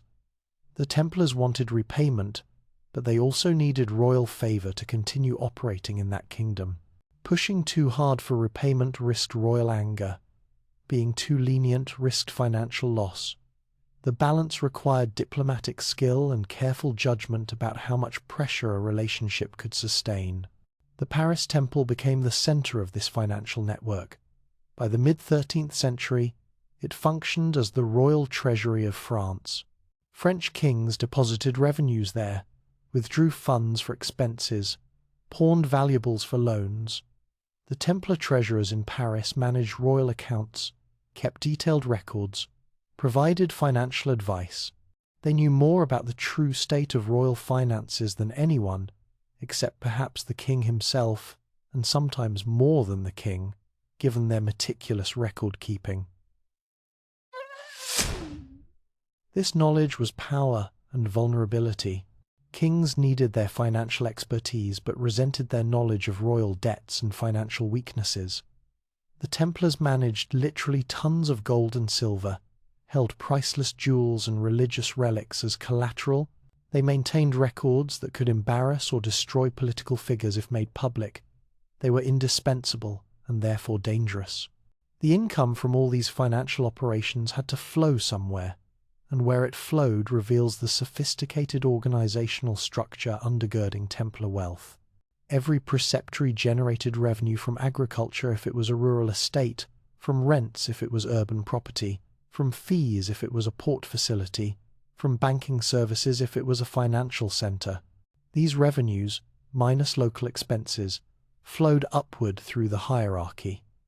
Provincial treasuries collected from multiple preceptories, consolidated accounts, and forwarded funds to regional centers. The Paris Temple, as the European financial hub, received vast sums from across the continent.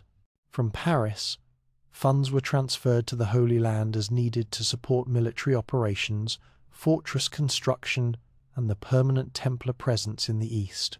The flow reversed when Templar properties in the East generated income that needed to be stored securely in European treasuries. The accounting systems managing these flows were remarkably sophisticated.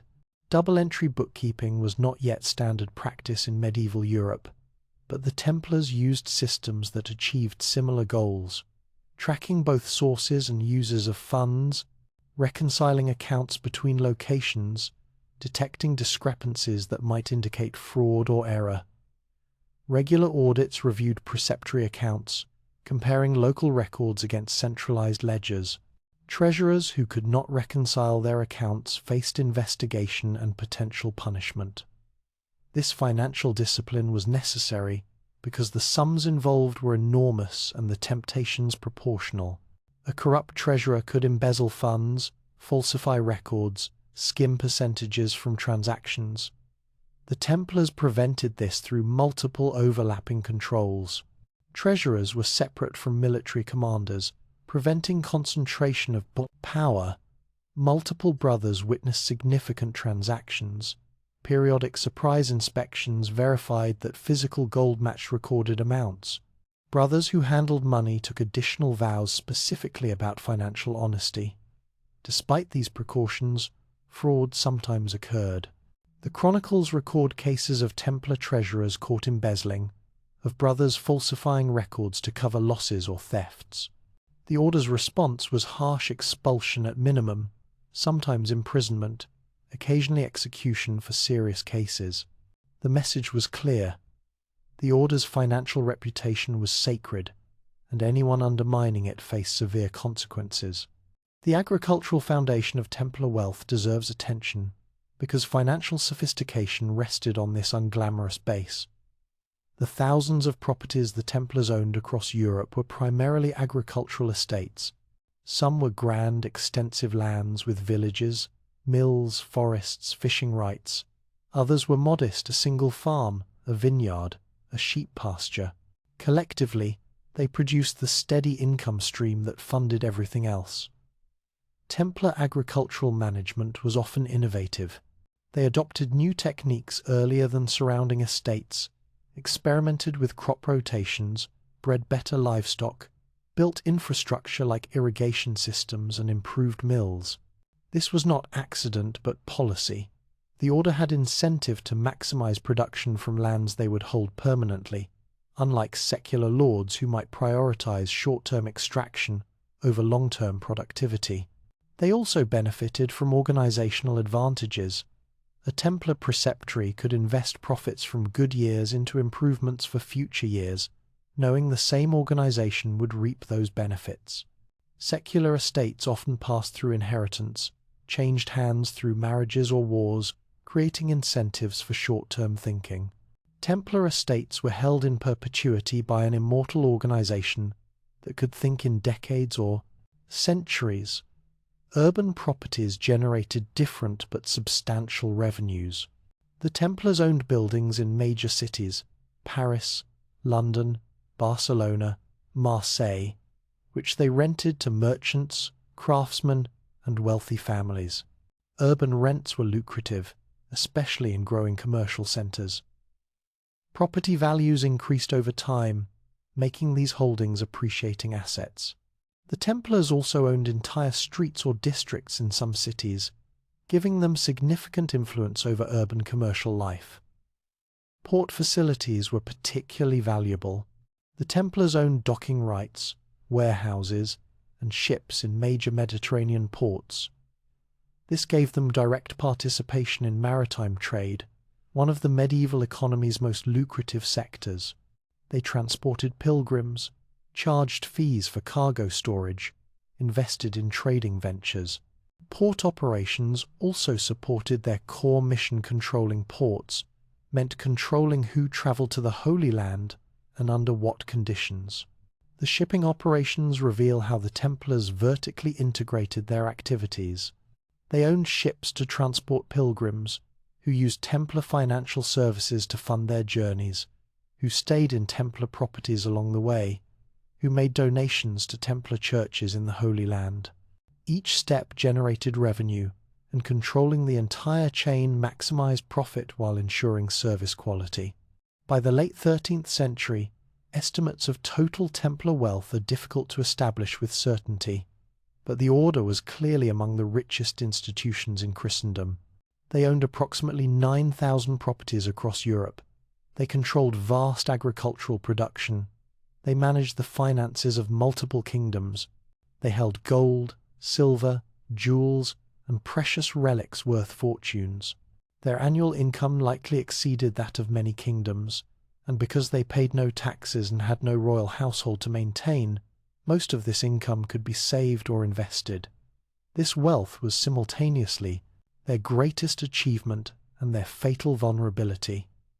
It demonstrated organizational brilliance, building from 9 knights with nothing to an economic powerhouse in less than 2 centuries. It showed that financial innovation could create value, that trust-based systems could function across vast distances, that careful management and institutional discipline could accumulate and preserve wealth across generations. But it also made them an irresistible target. Every king who borrowed from the Templars knew exactly how wealthy they were. Every noble who dealt with Templar treasurers understood they possessed vast resources. Every commoner who saw Templar preceptories, often the most substantial buildings in rural areas, recognized material wealth that seemed to contradict vows of poverty. The theological tension was real. The Templars had taken vows of personal poverty. Individual brothers owned nothing, wore simple clothes, ate modest meals, slept in communal dormitories. But the order itself was fabulously wealthy. Was this hypocrisy, or was it a reasonable distinction between personal asceticism and institutional resources needed for mission accomplishment? The Templars argued the latter. They were not wealthy for personal indulgence, but to fund their military and charitable operations. Every coin in their treasuries existed to support defending the Holy Land, protecting pilgrims, maintaining fortresses, equipping armies. The wealth served purpose beyond itself. Critics responded that the wealth had become the purpose, that financial operations had eclipsed military mission, that the Templars were more concerned with managing money than fighting battles, that they had become bankers who happened to wear white mantles rather than warriors who happened to handle finances incidentally. Both perspectives held truth. The Templars' financial operations genuinely supported their military mission. Armies, fortresses, and fleets cost enormous sums, and the Templars could not have maintained their 2-century presence in the Holy Land without substantial economic resources. But it was also true that financial operations had grown to dominate Templar activities in Europe, where most brothers never saw combat and spent their lives managing estates and treasuries. The perception problem was severe. Common people saw wealthy institutions claiming poverty. They saw priests collecting tithes, while bishops complained that Templars paid none. They saw brothers living comfortably in well-appointed preceptories, while preaching about sacrifice and suffering for Christ. The contradiction between image and reality created cynicism that would prove devastating when the order faced existential threat. The economic empire the Templars built was, by any measure, an extraordinary achievement. They had pioneered financial instruments that would become standard in modern banking. They had created an international monetary system centuries before nation-states would develop similar capabilities. They had shown that financial trust could be institutionalized, that organizations could manage vast resources across generations, that economic power could be built through innovation rather than just inheritance or conquest.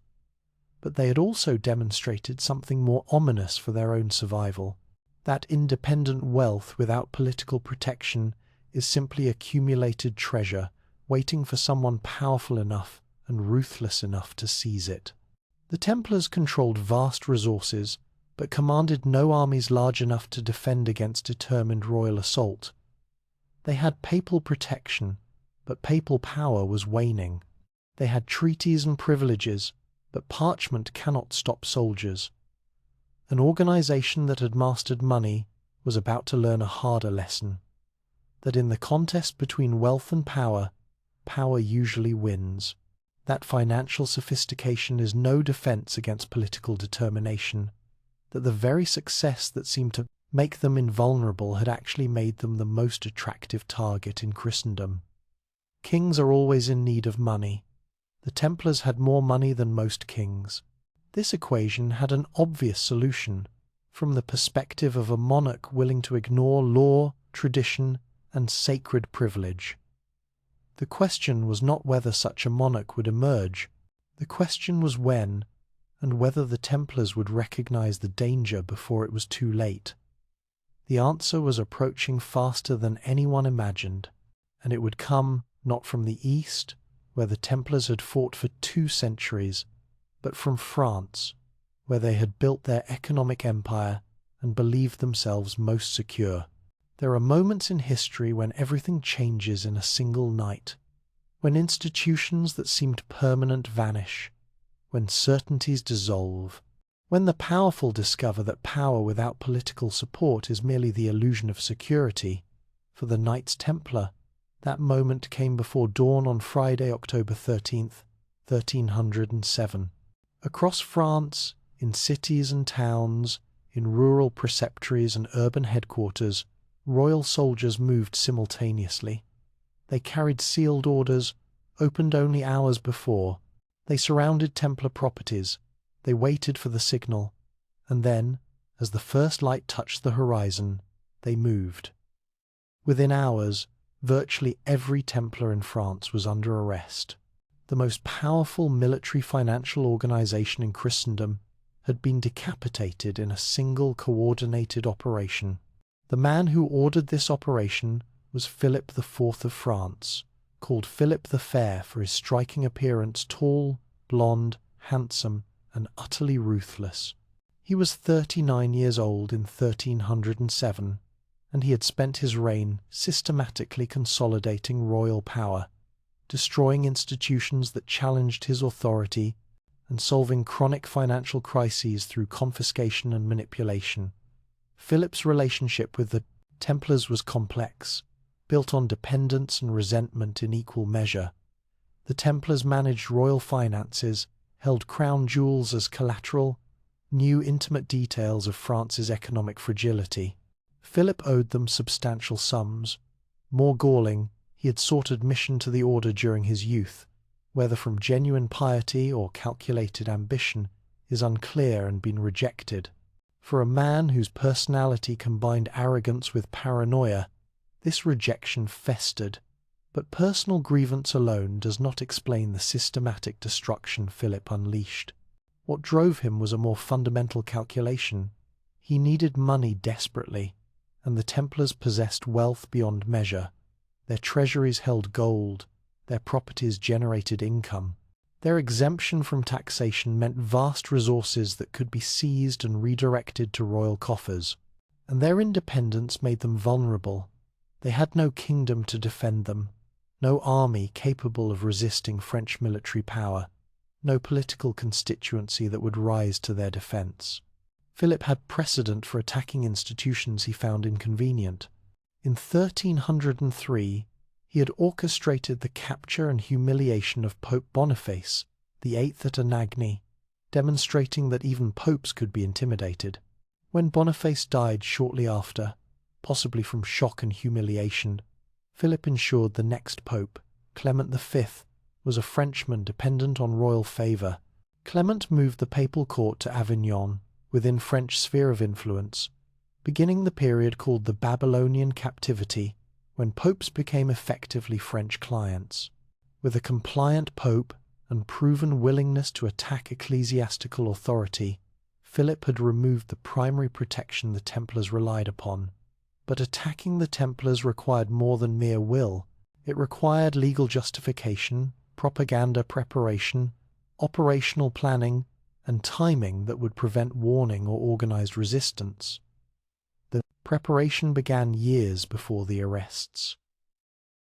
Philip's agents, lawyers, investigators, paid informers began gathering intelligence about the Templars. They infiltrated the order, or more likely recruited disgruntled former members willing to testify against their former brothers. They compiled lists of Templar properties, identified where treasuries were located, mapped preceptories across France. They rehearsed accusations, refined charges, prepared the legal and propaganda framework that would justify what was essentially armed robbery dressed as religious prosecution. The charges they developed were calculated for maximum impact. The Templars, Philip's agents would claim, were heretics who had betrayed Christianity itself. During their secret initiation ceremonies, new members were forced to deny Christ, to spit on the cross, to worship an idol called Baphomet. They engaged in homosexual practices, mandatory for all members. They refused to consecrate the host properly during Mass, rendering their religious services invalid. They had made secret alliances with Muslim leaders, betraying Christendom's interests. These charges were, almost certainly, fabrications, but they were brilliant fabrications, carefully designed to achieve multiple objectives. Heresy charges allowed prosecution through church courts rather than secular law, avoiding questions about royal authority over a religious order. The sexual accusations outraged public morality and made the Templars seem disgusting rather than merely threatening. Denying Christ and spitting on the cross shocked religious sensibilities, making the Templars appear not just corrupt but satanic. The claim of secret rituals exploited natural human suspicion of closed organizations, of initiations the public never witnessed. Critically, the charges unified diverse critics. Bishops who resented Templar independence could support prosecution for heresy. Nobles who envied Templar wealth could condemn them for corruption. Common people who had never understood why warrior monks needed such riches could believe they had been deceived all along. Kings who wanted Templar properties could seize them in the name of defending Christianity. The charges created a coalition of interests that isolated the Templars completely. The coordination of the arrests reveals sophisticated operational planning. France, in 1307, was not a centralized police state. Communication traveled at the speed of horses. Commands reached distant provinces days or weeks after being issued. Yet Philip's operation achieved near-perfect simultaneity across the entire kingdom. The mechanism was sealed orders. Royal officials throughout France received instructions weeks in advance, but sealed and not to be opened until October 12th. The orders specified, on October 13th before dawn, arrest all Templars, secure all Templar properties, seize all documents and treasuries, prevent any resistance or escape. By keeping orders sealed until the last moment, Philip prevented leaks that might have warned the Templars. By coordinating the timing, he prevented the order from mounting organized response in any region. The operation was stunningly successful. Of approximately 2,000 Templars in France, knights, sergeants, priests, and serving brothers, virtually all were arrested within 48 hours.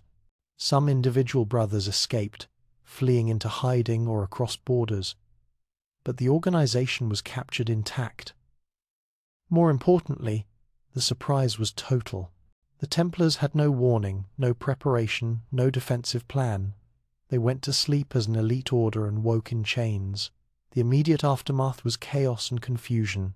Templars arrested included the Grand Master, Jacques de Molay, who happened to be in Paris rather than the Holy Land.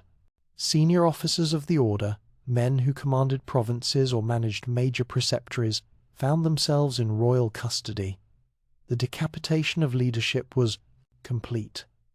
But arrests were only the beginning. Philip needed confessions.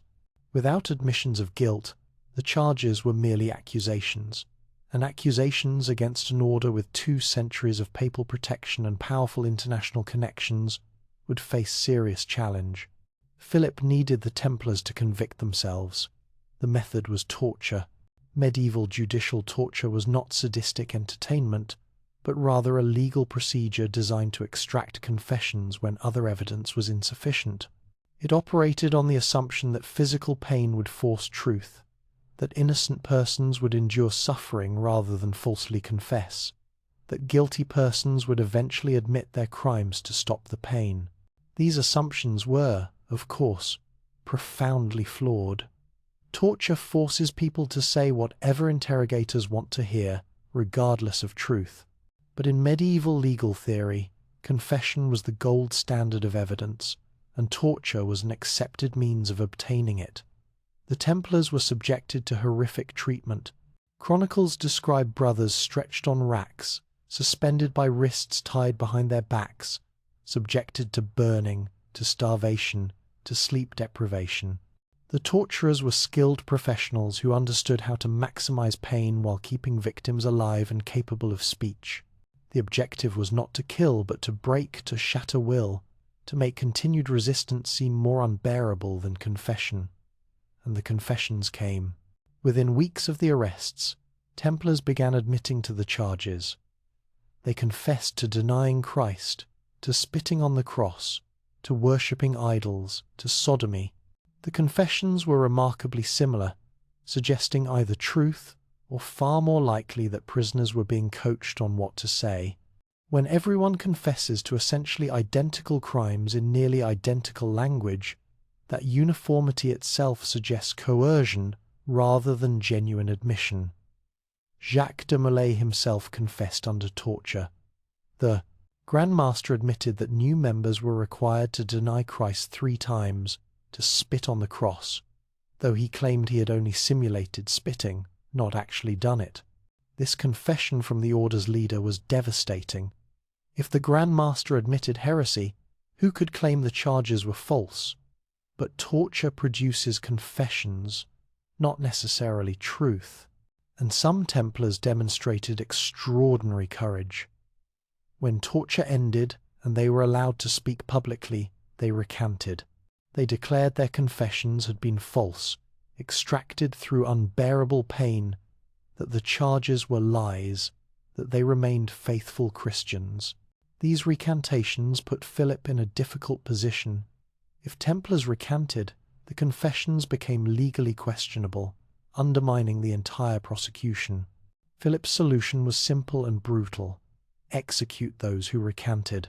If Templars who confessed under torture then recanted, they were declared relapsed heretics, turned over to secular authorities for execution, and burned at the stake. The message was clear: confess and remain imprisoned, or recant and die. Most prisoners chose survival through maintained confession. Some chose death defending their innocence and the order's honour. The legal strategy Philip pursued was complex, threading between multiple jurisdictions and authorities. The Templars were a religious order, technically under papal jurisdiction. Philip needed church cooperation but could not allow church courts full independence. They might acquit or impose penalties short of dissolution and property seizure. He needed to control the process while maintaining appearance of ecclesiastical legitimacy. Pope Clement V was in an impossible position. He was personally indebted to Philip for his elevation to the papacy. The papal court was in Avignon, surrounded by French territory and influence. Philip had already demonstrated willingness to attack popes who crossed him. Clement wanted to preserve some papal authority to prevent the prosecution from becoming pure royal plunder, but he lacked power to stop Philip entirely. The solution was a complicated division of trials. Individual Templars would be tried by local church councils, which Philip could influence through French bishops loyal to the crown. The order itself would be judged by a papal commission and ultimately by a general church council. This preserved appearance of church authority while ensuring Philip maintained practical control over outcomes. The trials dragged on for 7 years. 7 years of imprisonment, interrogation, torture, confession, recantation, and execution. The process was deliberately extended, grinding down Templar resistance through sheer exhaustion. Brothers who might have maintained unity in facing quick judgment fragmented over years of isolation and suffering. Hope that the Pope would protect them gradually died. The belief that their innocence would be recognized faded as confession after confession mounted. Throughout this period, the propaganda campaign intensified. Philip's agents spread the accusations widely. Preachers denounced Templar heresy from pulpits. Pamphlets crude by modern standards, but effective for their era, circulated in markets and town squares. The charges were repeated so often, by so many voices, that they began to seem credible simply through repetition. People who knew nothing specific about the Templars nevertheless came to believe they must be guilty of something, because how else to explain such universal condemnation? The international dimension complicated matters. The Templars were not merely a French organization, but an international order with properties across Europe. Kings in other countries faced a choice: cooperate with Philip's prosecution or protect their local Templars. The response varied dramatically by kingdom. In England, King Edward II initially resisted, then reluctantly arrested English Templars when papal pressure became overwhelming. But English judicial procedure required jury trials, and English juries repeatedly acquitted Templars of heresy charges. Torture was less systematically applied in England, confessions were rarer, and public opinion was more sympathetic. Eventually, English Templars were dispersed to monasteries or allowed to join other orders, but few were executed. In Aragon and Portugal, kings essentially protected the Templars. In Aragon, the order was investigated but largely exonerated. In Portugal, King Dinis I allowed the Templars to reform as the Order of Christ, preserving their organization under new name and his own control. The properties stayed intact. The brothers continued their work, merely under different legal structure and royal rather than papal oversight. In German territories, the fragmented political structure of the Holy Roman Empire meant no coordinated prosecution occurred. Some Templar preceptories were dissolved, others continued operating under local bishops or princes who ignored the larger controversy. Individual Templars were tried in some jurisdictions, ignored in others, protected in still others depending on local political calculations. This regional variation reveals an essential truth. The destruction of the Templars was not inevitable but rather contingent on specific political conditions. In France, where royal power was strong and the king was determined, the Templars were destroyed. In regions where royal power was weaker, or where rulers saw benefit in protecting or absorbing Templar resources, the order survived in various forms. The charges themselves were not compelling enough to guarantee universal conviction. What destroyed the French Templars was not evidence of guilt, but political determination backed by military force and legal manipulation. By 1312, 5 years after the arrests, Philip had achieved most of his objectives. The Templars in France were broken as an organization. Their properties were being transferred, nominally to the Knights Hospitaller, but in practice largely seized by the crown. Individual brothers were scattered in monasteries, imprisoned, or dead. The order's leadership was in custody, and public opinion had been turned decisively against them. But the order still technically existed. Other countries still had Templar preceptories operating, and the Pope, despite his weakness, had not formally dissolved the order. For Philip's victory to be complete, for the seized properties to be legally secure, he needed papal abolition of the order itself. Clement V convened the Council of Vienne in 1311 to address the Templar question, among other ecclesiastical matters. The council brought together hundreds of bishops, abbots, and church officials. Philip expected them to formally condemn the Templars for heresy, providing legal cover for property seizure. But the council proved reluctant. Many bishops believed the evidence was coerced and unreliable. Some protested the treatment of prisoners. Others worried about precedent if a pope could dissolve a religious order on dubious charges at royal insistence. No ecclesiastical institution was safe. Philip applied pressure through his characteristic method, intimidation. He travelled to Vienne personally, accompanied by soldiers, making clear that he expected the outcome he wanted. He suggested that failure to dissolve the order would force him to pursue charges against Pope Boniface, the eighth posthumously charges of heresy that would, if proven, invalidate all Boniface's acts, including the appointment of many bishops present at the council. The threat was clear: cooperate or face chaos that might invalidate your own positions. On March 22, 1312, Clement issued the bull Vox in Excelso, a voice on high. It dissolved the Knights Templar. Critically, the bull did not declare the Templars guilty of heresy. It acknowledged that evidence was insufficient for a formal condemnation. Instead, it abolished the order on administrative grounds. The scandal had made it impossible for the Templars to fulfill their mission. Recruitment had ceased. Their reputation was destroyed beyond repair, and therefore the order should be dissolved for the good of the Church.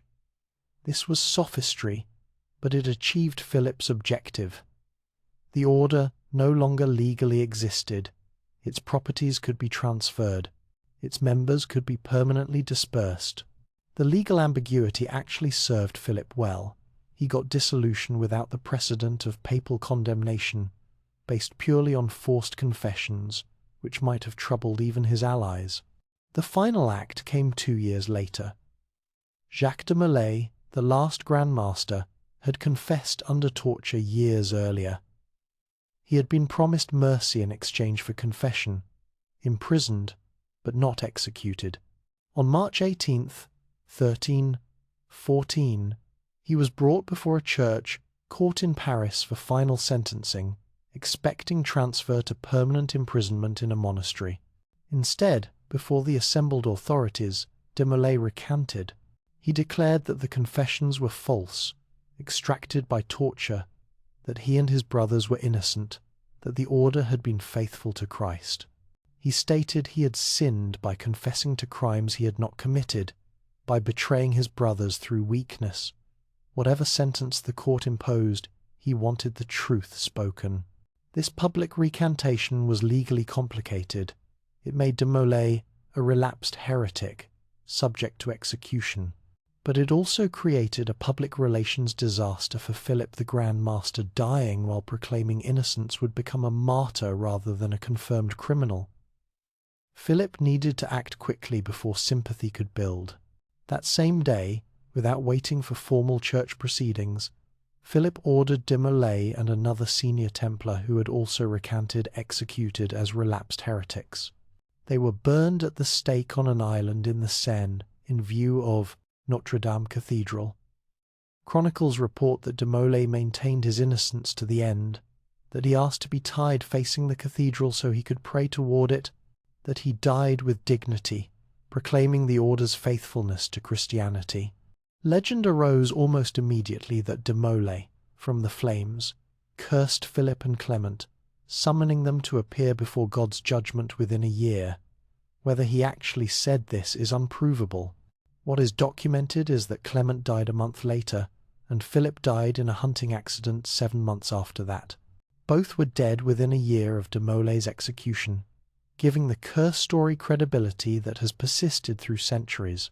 The destruction of the Templars stands as a case study in how powerful institutions can be destroyed through coordinated political warfare. Philip demonstrated that even organizations with centuries of tradition, papal protection, international networks, and substantial wealth were vulnerable if they lacked direct political power.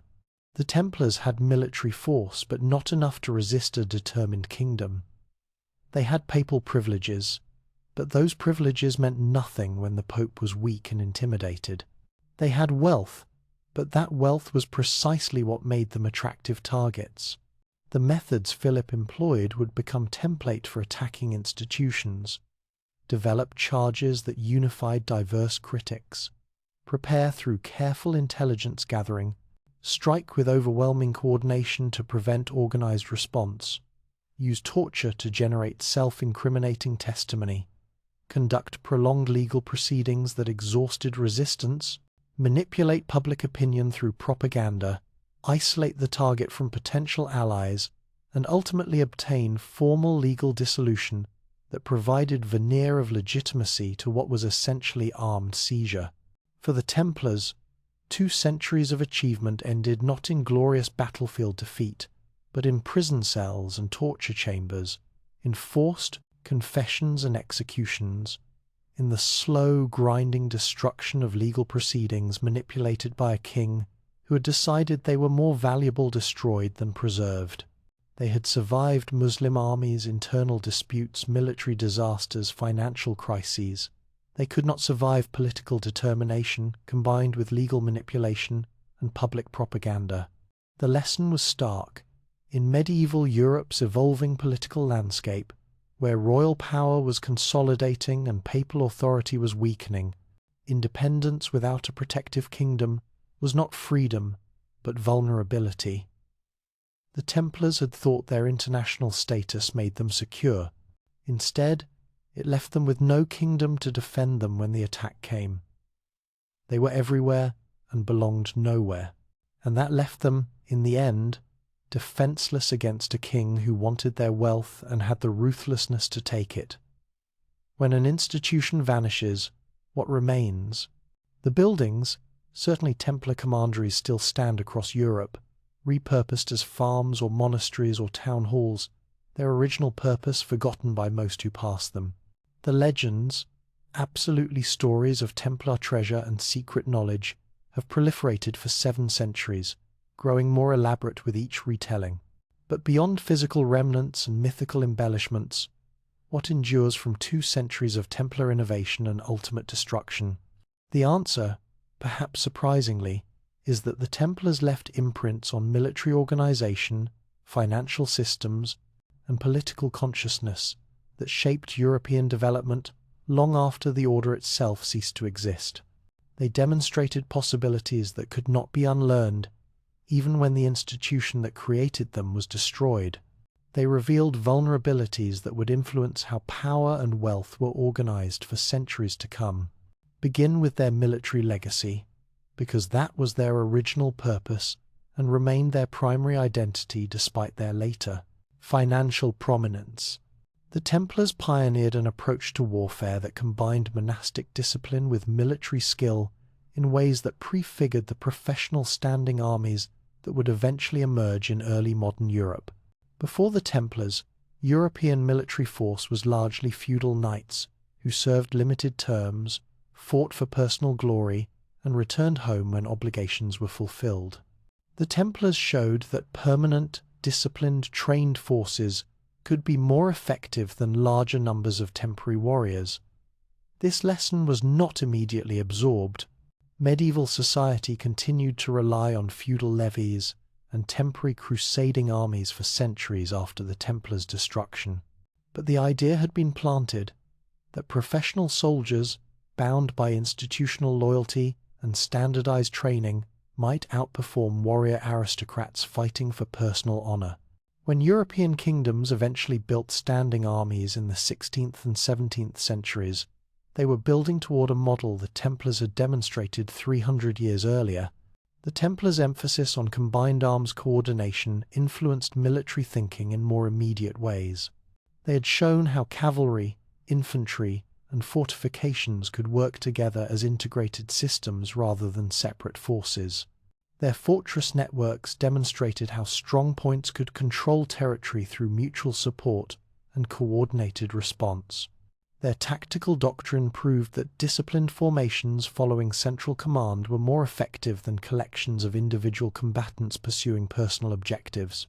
The Knights Hospitaller, who absorbed many former Templar properties and some former members, continued this military religious model. They would survive as an order, eventually establishing themselves on Rhodes and then Malta, defending Christendom against Ottoman expansion for centuries after the Templars' destruction. The Hospitallers' success validated the fundamental Templar concept that warrior monks could provide sustained military effectiveness that crusading armies could not match. In Spain and Portugal, the Templar model directly influenced the completion of the Reconquista. The Spanish and Portuguese military orders Santiago, Calatrava, Alcantara, and the Portuguese Order of Christ employed similar organizational structures. Monastic vows combined with military service, permanent garrisons in frontier fortresses, discipline enforced through religious commitment. These orders proved essential to gradually pushing Muslim rulers from the Iberian Peninsula, achieving over centuries what crusading armies had failed to accomplish in the Holy Land. The Order of Christ in Portugal deserves particular attention because it represented direct Templar continuity. When King Dinis I of Portugal protected Portuguese Templars and allowed them to reform under new name and his oversight, he preserved the organizational knowledge and many of the same members. The Order of Christ would later finance Portuguese maritime exploration, including Vasco da Gama's voyage to India. The cross they wore, a Templar cross modified with royal Portuguese symbols, sailed on ships that opened global trade routes. The Templars' organizational model thus contributed, however indirectly, to the age of exploration that transformed world history. The Templars' fortress architecture influenced military engineering across the Mediterranean. The concentric castle designs, they employed multiple walls, creating defensive zones, towers, providing interlocking fields of fire. Massive gates with multiple defensive positions became standard for serious military fortifications. Engineers studied Templar fortresses, adapted their innovations, and improved upon them. The science of fortification, which would reach extraordinary sophistication in the Renaissance, built upon foundations the Templars and their contemporaries had laid. Yet for all their military achievements, the Templars' most significant legacy may be in finance rather than warfare. They had pioneered systems and instruments that would become fundamental to modern economic life. And those innovations survived their destruction because they solved genuine problems that persisted after the order vanished. The letter of credit system the Templars developed did not die with them. Italian merchant banks, particularly those based in Florence, Venice, and Genoa, had observed Templar financial methods and developed parallel systems. When the Templars disappeared, these merchant banks expanded their operations, filling the vacuum. The fundamental innovation that trusted institutions could facilitate money transfer across distances through coded documents rather than physical transport of precious metals became standard practice in European commerce. This evolution from Templar innovation to merchant banking to modern financial systems is direct. The bills of exchange used by 14th century Italian merchants were essentially refined versions of Templar letters of credit. The banking networks that financed Renaissance trade and industry used trust-based systems the Templars had pioneered. The concept that money could be information rather than just physical commodity, that wealth could be transferred through records and promises rather than only through coins, fundamentally changed how commerce operated. The Templars had also demonstrated that large-scale organizations could maintain financial discipline across vast distances through standardized procedures and regular audits. This organizational insight influenced how later institutions structured themselves. The idea that you could have branches operating in different cities or countries, all following the same rules, all reporting to a central authority, all contributing to a unified enterprise, this seems obvious now. But it was innovative in the 12th century. The Templars proved it could work. Their role as royal treasurers and financial advisors to kingdoms established a model that continued after their destruction. Monarchies still needed financial expertise, sophisticated accounting, secure storage for valuables. The skills Templar treasurers had provided did not become unnecessary just because the order was dissolved. Kings found new advisors, often from Italian banking families or from secular financial experts, but the functions the Templars had performed persisted because the needs they addressed persisted. The concept of using collateral for loans, of managing risk through holding physical security against default, of charging fees for financial services that technically were not interest. These methods, the Templars had pioneered, became standard practice in medieval and early modern finance. The creative structures they had developed to provide lending without violating usury prohibitions were refined by later bankers, creating the complex financial instruments that enabled commercial expansion across Europe. Perhaps most fundamentally, the Templars demonstrated that trust could be institutionalized. Personal trust between individual merchants was ancient and essential to commerce.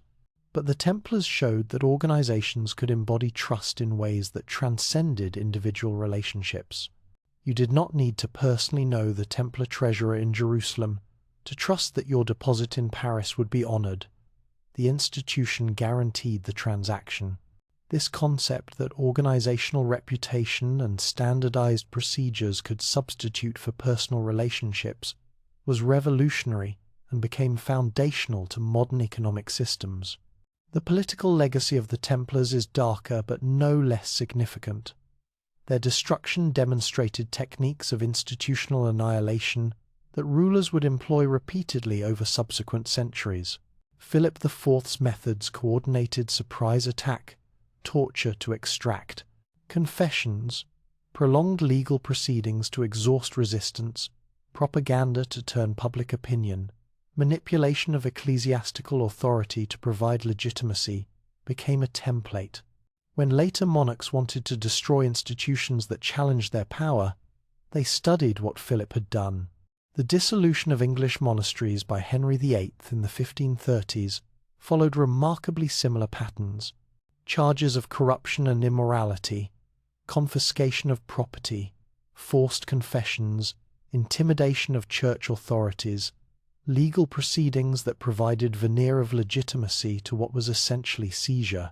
Henry's advisers, particularly Thomas Cromwell, appear to have explicitly studied Philip's Templar prosecution as a model. The French Revolution's attack on church property in the 1790s used comparable methods: accusations of corruption, claims that religious orders betrayed their mission, confiscation justified as serving the public good, suppression through legal mechanisms that masked violence with procedure. The pattern Philip established proved durable because it worked. Institutions that lacked direct military power or protective kingdoms could be destroyed if you moved decisively, controlled the legal process, and shaped public opinion. The Templars' destruction also revealed the limitation of papal protection in an age of strengthening monarchies. For centuries, religious orders had relied on papal privileges to operate independently of local secular and ecclesiastical authorities.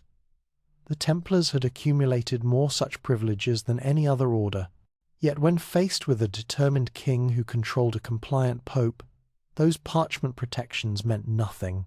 This lesson influenced church-state relations for centuries, contributing to the gradual subordination of church authority to royal power that characterized early modern European state-building. The trials established precedents about evidence and confession that legal scholars debated for centuries: the use of torture to extract testimony, the acceptance of coerced confessions as valid evidence, the question of whether secular rulers could prosecute religious figures for heresy. These issues raised by the Templar trials continued to complicate European jurisprudence. Some legal thinkers pointed to the Templar prosecution as a cautionary tale about unreliable evidence. Others used it to justify similar methods against later accused heretics. The Templars' fate also demonstrated the vulnerability of wealth without political power. They had assumed their riches made them secure, that their financial services made them indispensable. They discovered that being wealthy and useful is not the same as being powerful and protected. This lesson influenced how later institutions structured themselves.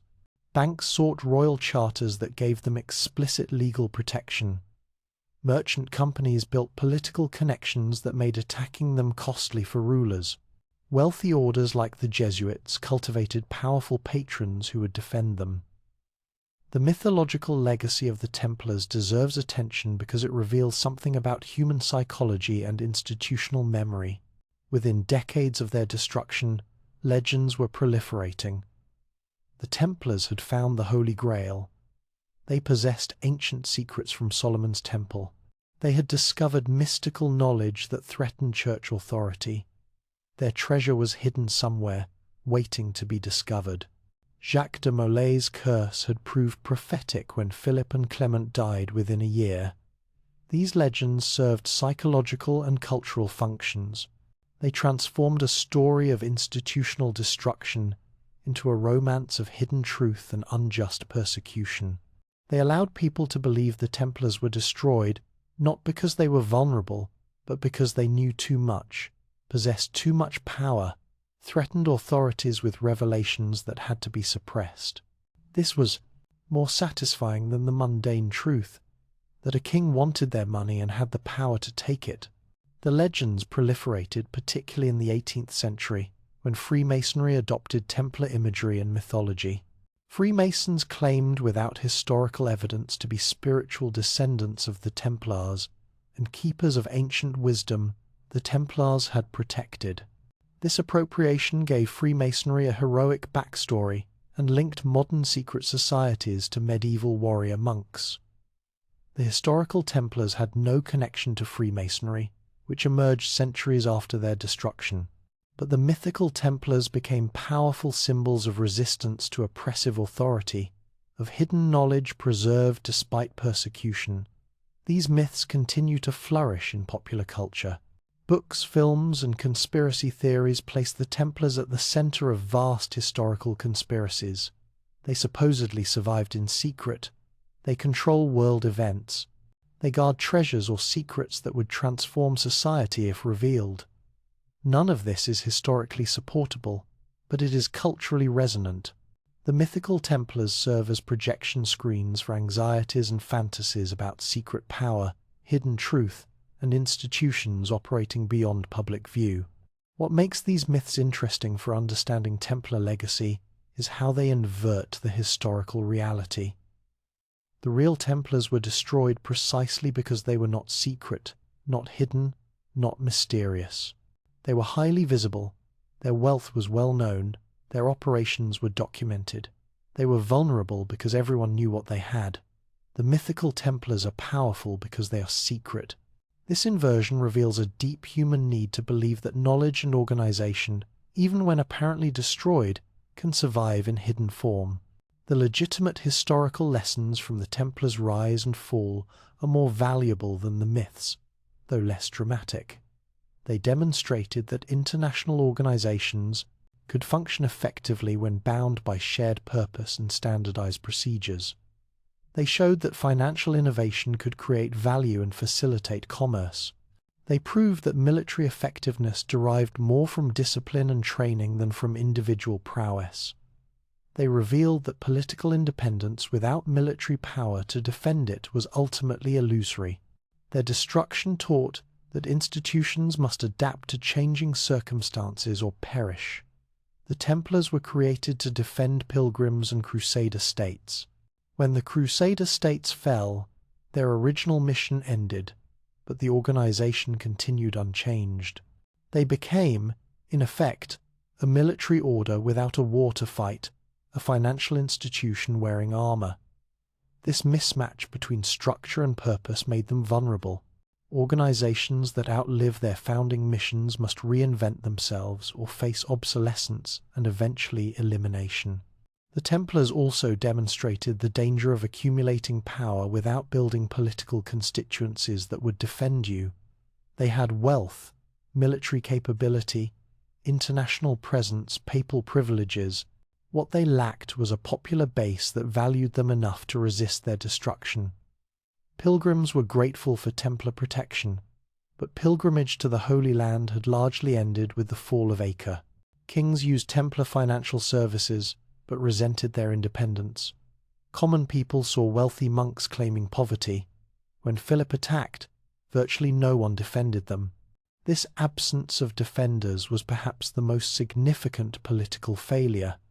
The Templars had spent 2 centuries building organizational capacity, but had not built political relationships that would protect them when attacked. They had assumed papal privileges, and their own wealth made them secure. They had not understood that in a world of strengthening monarchies and weakening papal authority, independence was meaningful only if you had a kingdom of your own or enough allies to deter attackers. Modern organizations face parallel challenges. Wealth and capability are not the same as security. Independence from oversight can become vulnerability rather than strength. Technical competence does not substitute for political awareness. The ability to survive depends not just on what you can do, but on whether powerful actors find your continued existence beneficial or threatening. The Templars were, in many ways, ahead of their time, creating international organizations, financial networks, and professional military forces that would not become common until centuries later. But they were also products of their time, dependent on medieval political structures and religious authority that were already evolving away from the conditions that had enabled Templar rise. They succeeded brilliantly in the context of 12th century crusading Europe. They failed to adapt when that context changed in the 14th century. Their story is one of remarkable achievement followed by complete destruction, of organizational brilliance undermined by political naivete, of military and financial success, that could not save them from legal warfare waged by a ruthless king. It is a story of how institutions are born from necessity, grow through innovation, achieve power through effectiveness, and die when they become more threatening than valuable to those who hold ultimate power. Stand today in a former Templar commandery.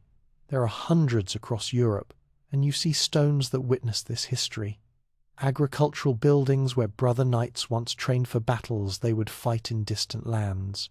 Chapels where they prayed before dawn raids on pilgrim routes. Treasuries where they managed finances that shaped kingdoms.